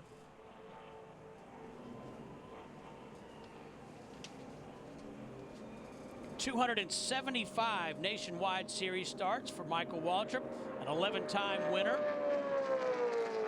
But he's never won here, I mean, which is kind of like a surprise, I think. You know, in the Cup Series he has. I know that, but now I'm talking about the Nationwide Series. He finished second way back in 1992 of all things. And I mean, as good as he is, at this racetrack. And I remember several times this number 99 car, you know, leading this race and being in a position to win it, but just couldn't quite close the deal.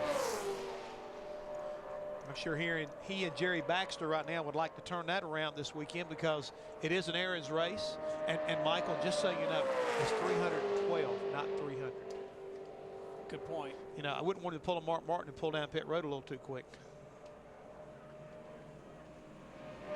Like he did at Bristol. Yeah, we've seen it done before. I'm just, you know. Let's go back to Dick Berggren.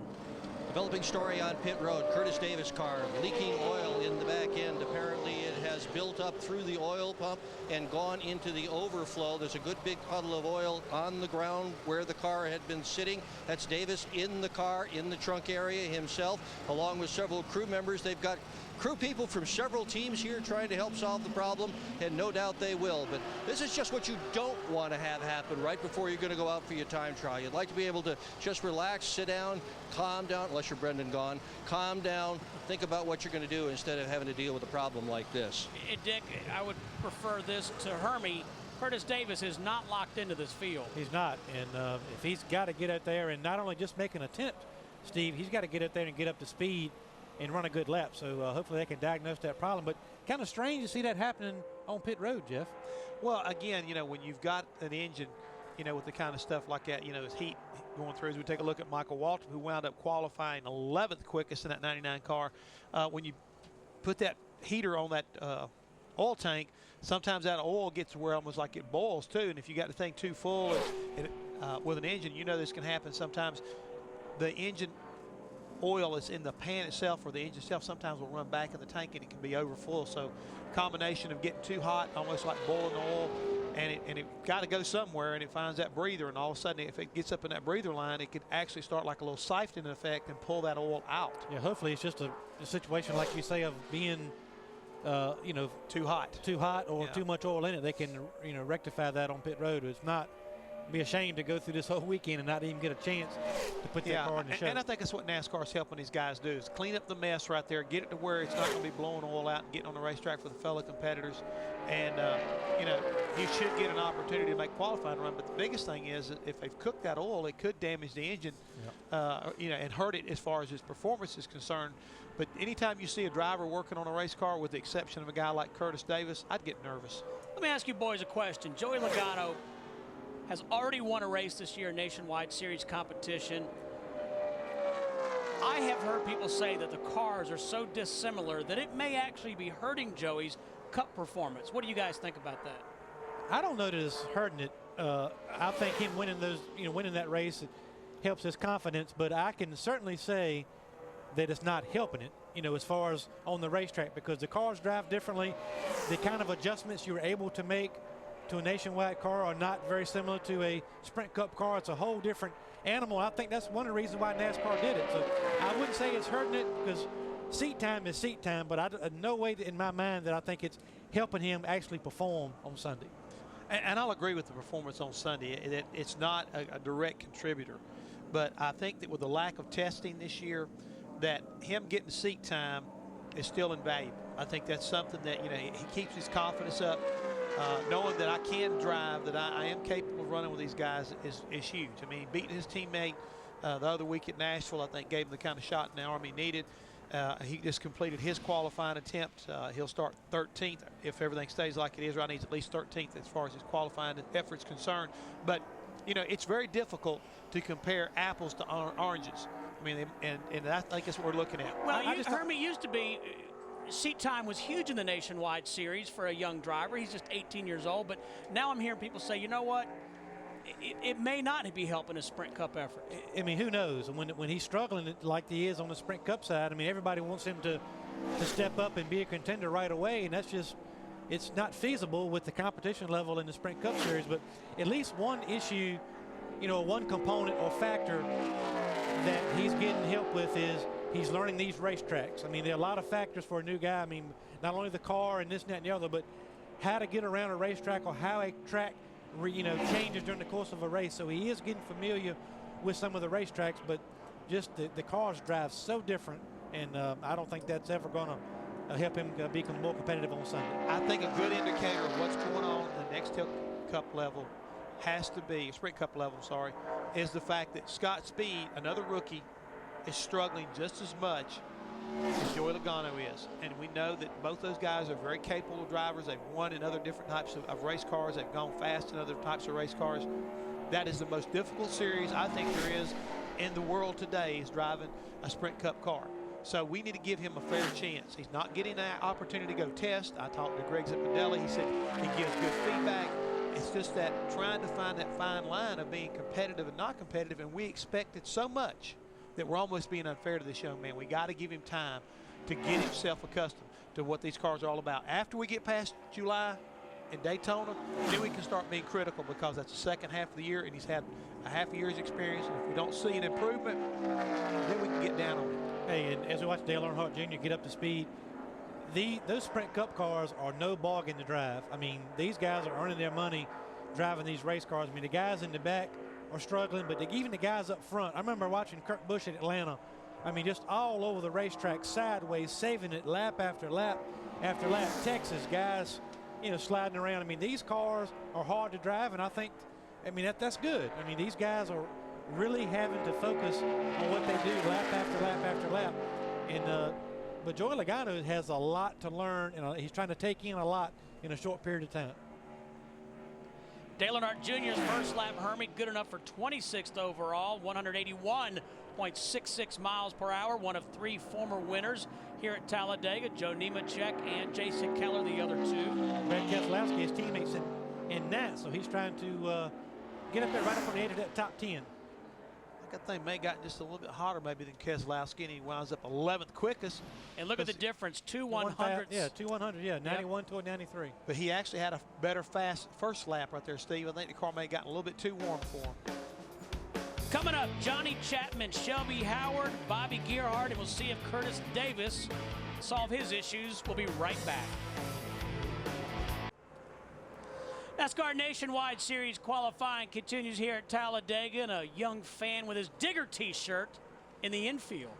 Yeah, I think Mama's telling him right now, you cannot go play with Digger. I mean, he's over digging holes and everything, but you can't go dig holes with Digger. That's that's all. Oh, he's in and he's saying, you wait till you leave. Johnny Chapman on the racetrack. Ryan Newman still the man to beat. 185.88 miles per hour is the pole speed. We'll be right back. White flag for Shelby Howard. Want to keep you updated. Johnny Chapman is 24th overall in his Chevrolet. Ryan Newman still with a time and speed to beat. Let's go to Dick Berggren. Well, Scott Wimmer is a 6-time winner in this series, but yet he finds himself in a position where he has got to time in on speed. How nerve-wracking is that? Oh, it's real nerve-wracking, especially a place like this. There's not much you can do. You just go out there and hold it to the floor. But guys been working really hard on the car. I think it's going to be close, like every week. But our goal is to get this car in the top 30. We almost did that last week, so hopefully we can get in this race and get it up in there. All right, good luck to you. Steve. Thank you, Dick. Shelby Howard bears down on the start-finish line. See if he can pick up. He had a good first lap, 52.81. 34th driver to qualify. He does pick up 182.93 miles per hour. Shelby Howard, the second quickest of 3 go or go home drivers. He's 21st overall. Now that's a Talladega hot dog. Get more NASCAR at SpeedTV.com. Comprehensive news and analysis, exclusive features, and more. Just go to the NASCAR section of SpeedTV.com. Veteran ARCA REMAX Series campaigner Bobby Gearhart in that number 75 car out of Bob Shack Motorsports. Look at this guy. Just 5 Nationwide Series starts, but he is picking them up and putting them down. He was ran a 52.60 on the first lap, and he is. I thought maybe he didn't run all up the top of the racetrack, but he is in line for a top 5 run. Yes, he is. I mean, and don't be surprised about this, folks. He's got 5 Daytona ARCA wins. He's also won here at Talladega in 2001. He's been on the pole several times, so I'm not surprised to see this race car that fast, or Bobby doing this right now. He jumps all the way up to 5th quickest. Should be a guaranteed starting position for him. And the key thing about it is the reason why he's here, the ARCA cars are here. So he's able to bring a car down here and make this trip really kind of like, you know, double the fun, you might say. Very impressive. It is. Double dip for Bobby Gearhart, a 3-time pole sitter here at Talladega. In the ARCA Remax Series competition, you'll see the ARCA cars here later today on Speed. Ryan Newman is the man to beat.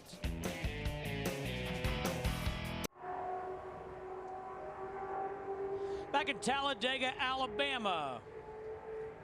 NASCAR Nationwide Series qualifying continues. Kenny Hendrick drives the 42 car, 39 years old, out of Chino, California. Ryan Newman has posted the fastest lap. And how about Bobby Gearhart, the veteran out of Pennsylvania, 5th fastest in his Chevrolet. He's going to give somebody a fit here come race day tomorrow. I really believe that. He definitely knows how to run these restrictor plate races. And right now for this young man here in the 42 car, Kenny Hendrick, he needs to get up on the wheel and make it happen, because it's going to be a pretty tight field, guys. 47 cars here for 43 spots.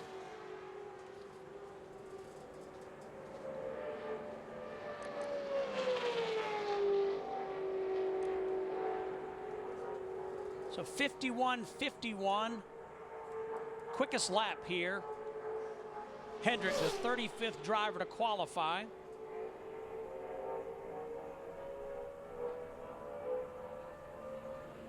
Just about hear that engine winding up. Yep. Heads in that long back straightaway here at Talladega. 2.66 miles around.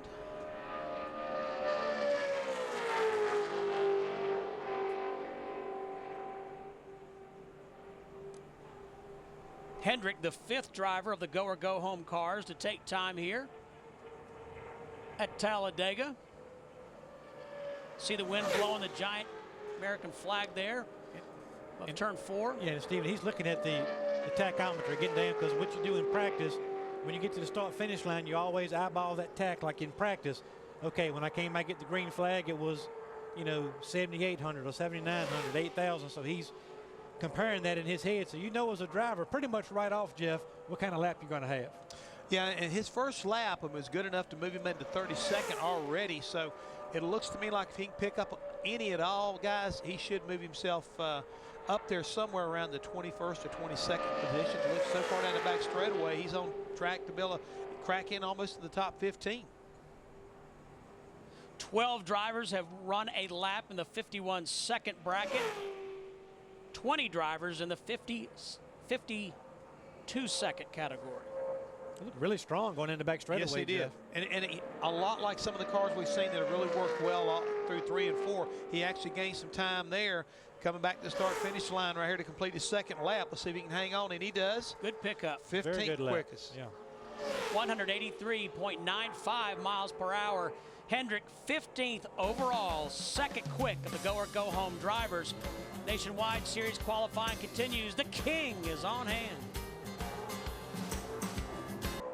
Speed's presentation of NASCAR Nationwide Series qualifying from Talladega is brought to you by Honda Generators. Honda, the power of choice.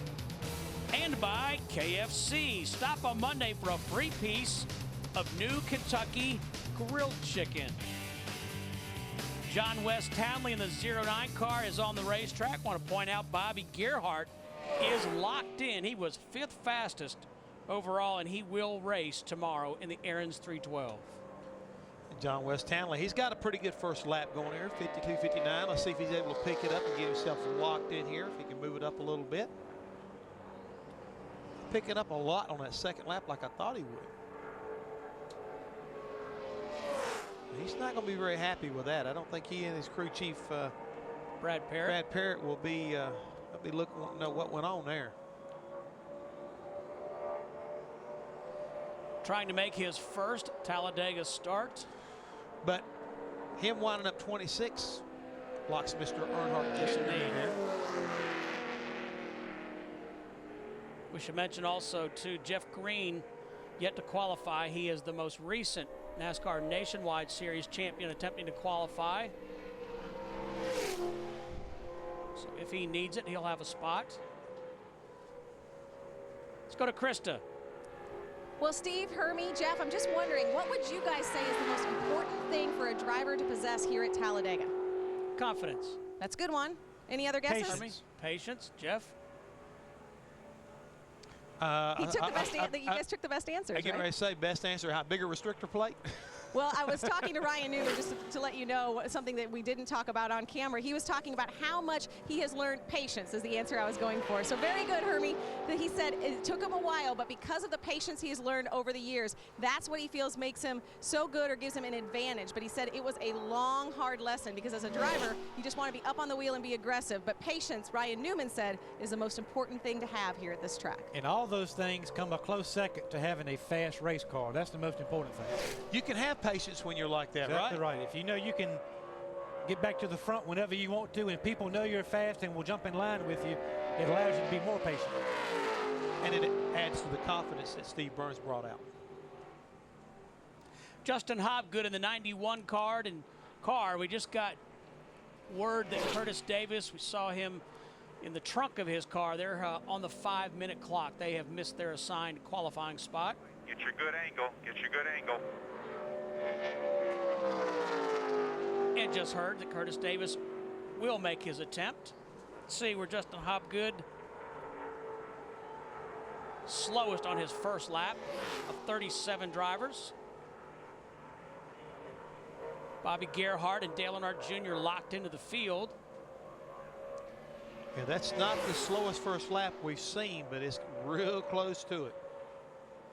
Let's see if he can pick up some here on the second lap. And Hermie, tell us what it's like, you know, when you complete that first lap and you look down and you're used to seeing, let's just use the number of 7,000 or 7,200 RPM, and you look down and you're doing 6,800 RPM. You start beating on that steering wheel. It's helpless. I mean, you just feel absolutely helpless because you're pushing the accelerator through the firewall as it is, and it's really a helpless feeling when especially when your crew chief told you after practice you're going to pick up a half a second, and then you don't do it. Justin Hobgood picks up just a bit.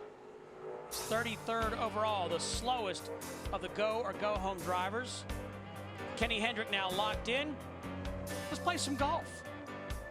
4. Curtis Davis has made it out onto the racetrack in his Chevrolet 5296, his first lap. Bobby Gearhart, Dale Earnhardt Jr., Kenny Hendrick all locked into the field. So far, nobody has been bumped out. An impound weekend here for the Nationwide Series teams, as it always is, but also for the Sprint Cup Series teams. So you saw some of the mechanics heading for the golf course. The garage has been open since 6 o'clock this morning. Yep, so they've already done a day's work. Now it's time for a little bit of R&R. Cannot work on those race cars once they're impounded, so why not? And that really saves a lot of work for everybody, not only the teams, but also NASCAR officials. It takes a long time to get all these cars through inspection, so it saves a whole inspection period for these guys.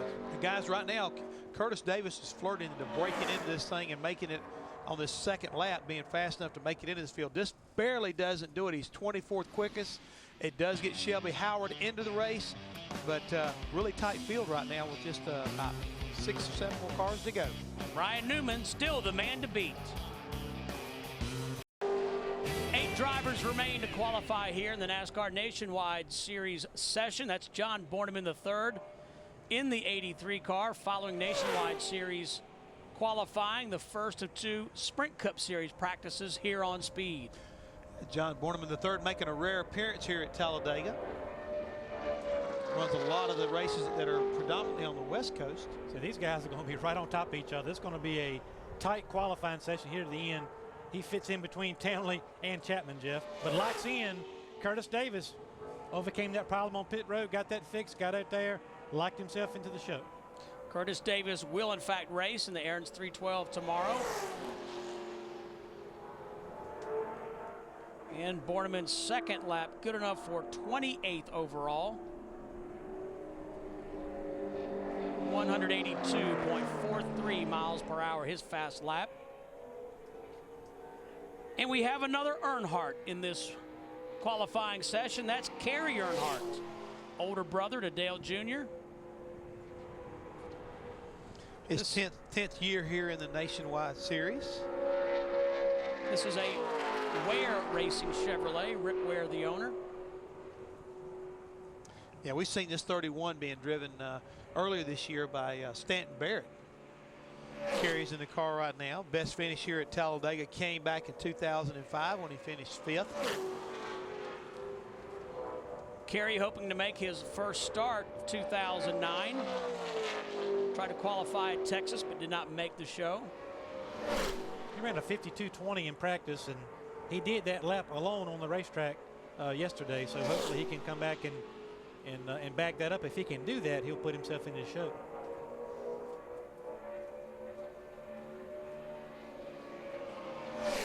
His son Jeffrey, the early stages of driver development. Yep. Working with, I guess he would transfer over now to Earnhardt Ganassi Racing, because he was originally with DEI.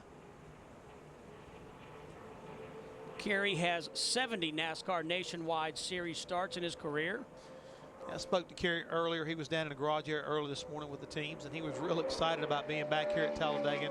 Thought that he had a good enough race car to get himself in, and was really looking forward to racing tomorrow. He was disappointed about what happened at Texas, but he felt like that they had good enough car here to get him into the race. And at 52.90, if that's any good indication right there, we talked about it earlier, that he should be able to back that up with about a 52.20 from what we've been able to see, which should lock him solidly in the field somewhere around the 20th position.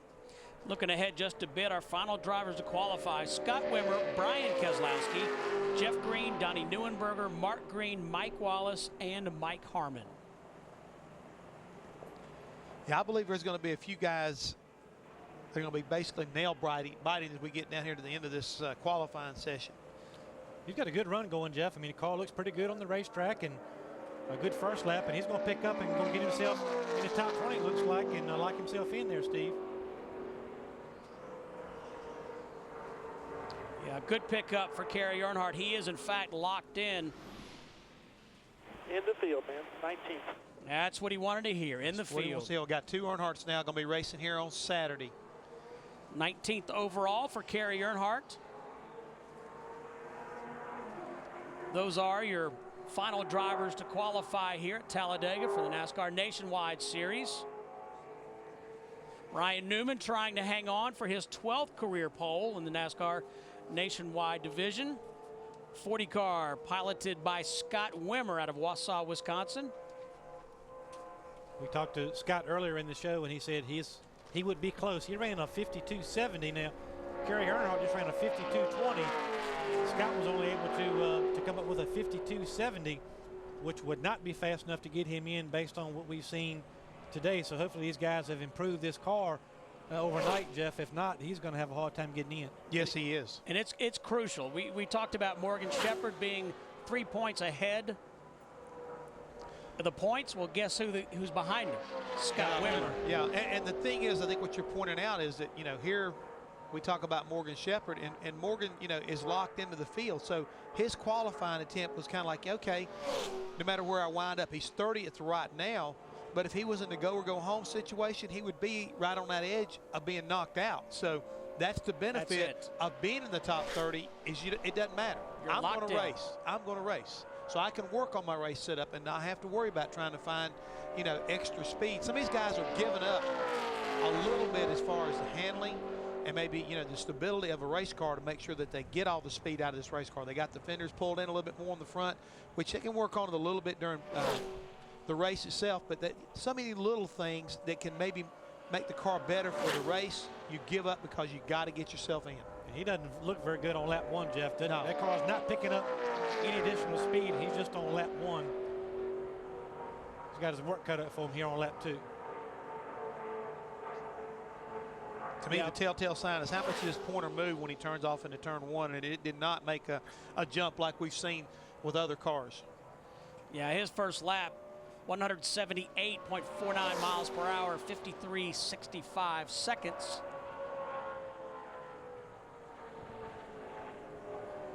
And you see that tracker, Jeff, as you said, just not making any forward momentum. No. Key Motorsports car, Gary Showalter is the crew chief. And again, to be this close to breaking into the top 30 in points and needing to get in the show, I mean, it's, again, we've talked about it, the frustration is going to be going through that driver. He's pushing that firewall as hard as he can to make that throttle go, you know, if he can get a little more speed out of it. It's just not there for Scott Wimmer right now. Not much of a pickup at all for Scott Wimmer. Closing drivers of this NASCAR Nationwide Series session just ahead.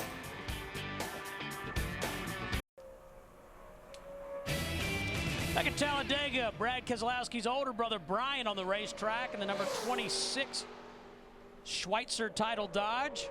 Want to mention too that John West Townley is locked into the tomorrow's Aaron's 312, a virtue of Scott Wimmer's disappointing laps.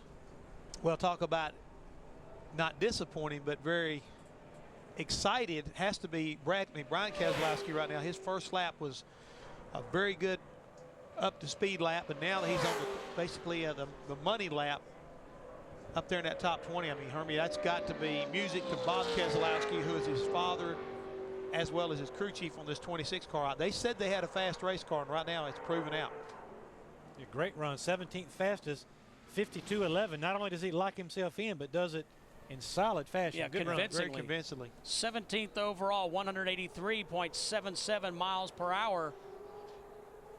Next up, former series champ Jeff Green. He's driving a Chevrolet.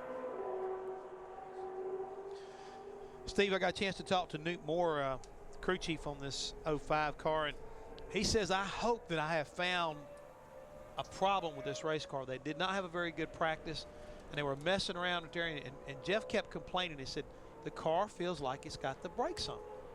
And Hermie, you know this right from your mechanical days. The little residual valves were still in the master cylinders. Oh, wow. So what that means is we always talk about pulling the pucks back, that they feel like that, you know, that during the course of that practice session that they were able to find some speed, especially for the race, provided they're able to get in, to keep those brakes from dragging. You know, because again, what happens when you get enough heat back in there, it puts pressure. It doesn't let the brakes, as you let off the brakes, let that fluid come back and relieve that pressure. So it makes a little drag on the rotors. It'll make 2 or 3 tenths of a second easy at a place like Talladega, just by making sure that you don't have any resistance at all on your qualifying lap here. So. Yeah, and we haven't really talked a lot about all the things that crew chiefs can do as far as dropping the fluids in the rear end, the transmission. You know, we know this is an impound deal, even though they'll still drop those fluids down a little bit, especially these cars here, to try to get a little more speed out of it. But they pull the brakes back.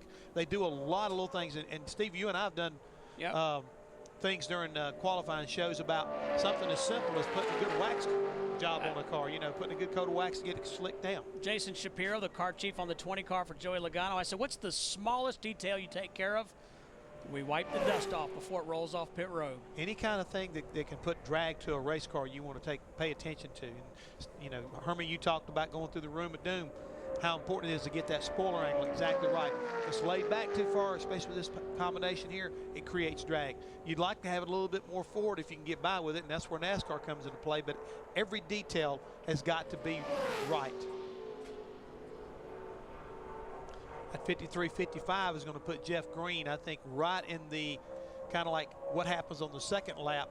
So important right now because he's not a very good get up to speed lap at all. But he does have a provisional start as a past champion, the most recent past champion. I was going to say he's going to have to pick up a lot more than we've seen everybody else pick up on lap 2 to lock himself in. So that past champion provisional may be what he needs to fall back on to get in this show. And then after Jeff Green, it's up to Donnie Neuenberger, Mark Green, Mike Wallace, and Mike Harmon. Just find out which 43 drivers will start the Aaron's 312. And, you know, just point it out right quick, Jeff Green is the youngest of the Green brothers. David is the oldest, and Mark's the middle brother right there. We'll be coming up here in just a little bit. We'll take a break at Talladega, come back and find out who will start and who won't in tomorrow's race. And the man that owns Lowe's Motor Speedway, or used to be the house that Jimmy built, Jimmy Johnson, getting set for Sprint Cup Series practice. You'll see that here on Speed following NASCAR Nationwide Series qualifying. We saw Ryan Newman going to break, working on his rearview mirror. Jimmy Johnson coming back from break, working on his mirrors. And these guys get out for drafting practice, impound race for them too, so they'll go right at it 3 wide right off the bat. And I want to add something right quick. 25 years of the All-Star race. I'd like to add the fact, you know who won the first All-Star race? I do. Okay, I do too. Waltrip. Darrell Waltrip. And Jeff Hammond. That's right. Don't you forget it. Junior Johnson and Associates. Exactly. Now, who should get more credit for that, Jeff or Darrell? Junior.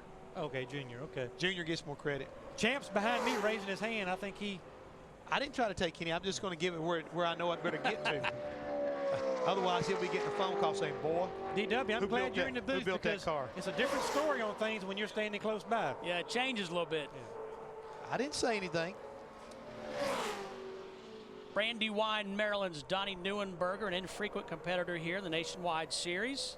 Well, his first lap right now, guys, was able to, or his lap, or the second lap, I should say, was good enough to get him into the show. That's the main thing. John Borneman III also locked in. Neuenberger has actually raced 5 times here at Talladega. The bad thing about it, that does knock Scott Wimmer out. Yep, Scott Wimmer will not race tomorrow. Devastating for that team as we've been following just 3 points out of that 30th and final locked-in spot for next weekend's race.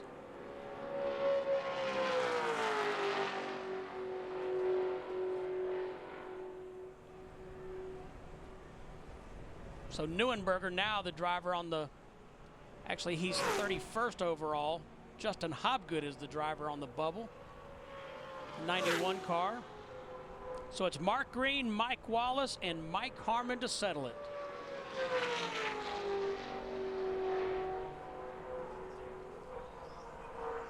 Mark Green in the 0-4. 8 starts here at Talladega. Right now, it's all about getting in the show. As we said, Jeff Green, his brother, will be in by virtue of his 2000 championship. Scott Wimmer, the only driver to be bumped out. And Steve, as far as Mark Green's concerned, a reason why he'd love to be able to make sure he gets into this race is a year ago here at Talladega, he was able to bring on one of his best finishes as far as the Nationwide Series is concerned. Finished 5th here at Talladega. Hey, this car looks like it's got decent speed. We'll see what he does on lap 1, able to pick it up. But the car seems like it has decent speed, especially on the back straightaway last lap by. So he's got a good chance here, I think. Oh, yeah. 52.82 on his first lap. If he just hold it in the road, Jeff, I think he's got a good chance. He's got a great opportunity right now to jump up there, I think, easily up in the top 25. I mean, you look at the pointer right there, making up some more speed down the back straightaway.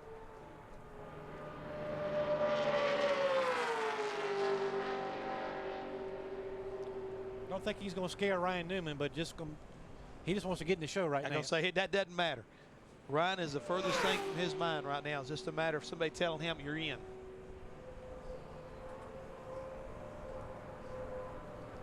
So following Mark Green, it's just Mike Wallace and Mike Harmon. Mark Green heads to the checkered flag. He is locked in. Justin Hobgood, unfortunately, will not race. You're right. We know Mike Wallace can race on these restrictor plate tracks. 12 starts at Talladega. As he tries to motor his way in.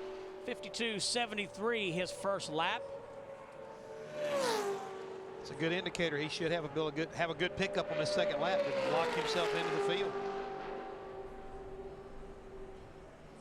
Hermie, you're from Virginia. Tell me about the Fishburne Military School up in Waynesboro, Virginia. I'm familiar with it. I've never actually been to it, but I have heard of it. A lot of good athletes up in that area. Well, they're on the car this weekend.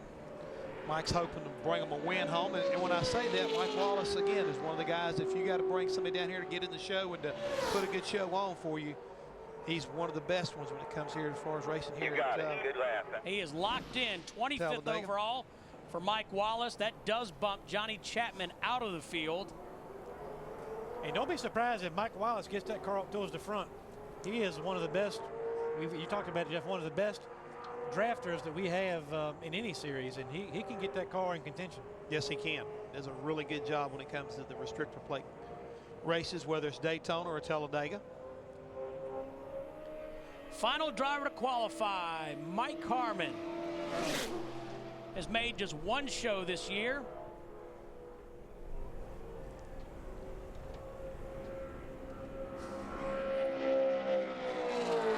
Anxious moments for Donnie Neuenberger. Johnny Chapman, Justin Hobgood, and Scott Wimmer already bumped out of the show. You know, Mike was in the show with Daytona and had a decent run, but he's had a string of DNQs and crashed a couple cars along the way also. So this would be a good rebound for Mike Harmon, being an Alabama guy. Well, I saw a veteran crew chief and long-time mechanic when it comes to the Nationwide Series, Tommy Morgan, work on the 84 car down there this morning. You think, being from Alabama, maybe Larry McReynolds will be willing to help him a little bit, but we'll see what Mike's got to offer today.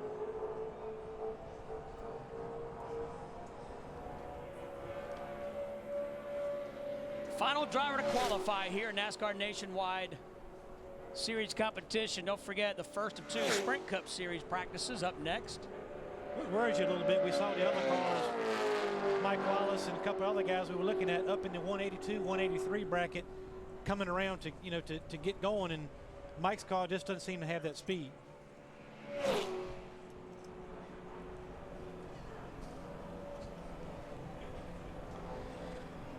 A lot of jokesters up here in this booth.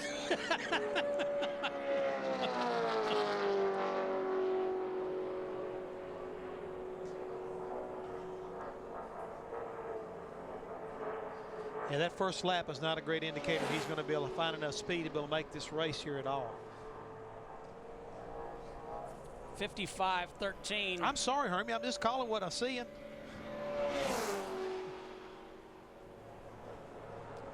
Hermie had high hopes for Mike Harmon. Yeah, I kind of thought he would, you know, having plenty of time to get ready for this race and coming off a pretty good run at Daytona.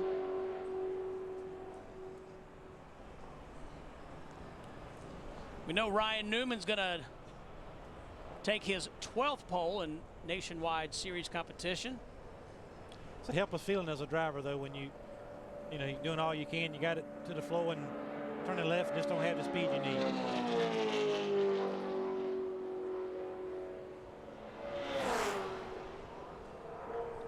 So Mike Harmon will not race. Donnie Neuenberger, the beneficiary. He is in the show. Neuenberger is. There's your front row, Ryan Newman and Brian Vickers. Let's go to Dick Bergeron.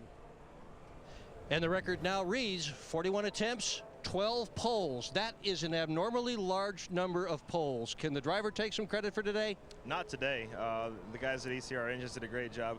Kevin and Delana gave a great car in the Ream Chevrolet, and just everybody did a great job. Ernie Cope off the truck. The car was good, no issues, and we just ran a few laps yesterday and put her on the pole today. Good job. And they have another dog. His wife just rescued yet another dog, believe it or not. All right, thank Dick. Let's take a look at the starting grid for tomorrow's Aaron's 312. Bobby Gearhart, a top 5 qualifying effort. We talked about it, but great run by those guys. Back on row 4 right there, I want to give a nod to Scott Lagacy Jr., first guy out on the racetrack. Great job. Kenny Hendrick, good run right there in 17th, Steve. And also a nice job turned in by Brian Keselowski. And Carrie Earnhardt in row 10 alongside a 3-time winner here, Joe Nemechek. Further back in the field, you might need to watch at Justin Allgaier in the number 12 car. He will probably be coming to the front. So we take a look at the rest of the starting grid. Remember, Sprint Cup Series practice headed your way in just a matter of seconds.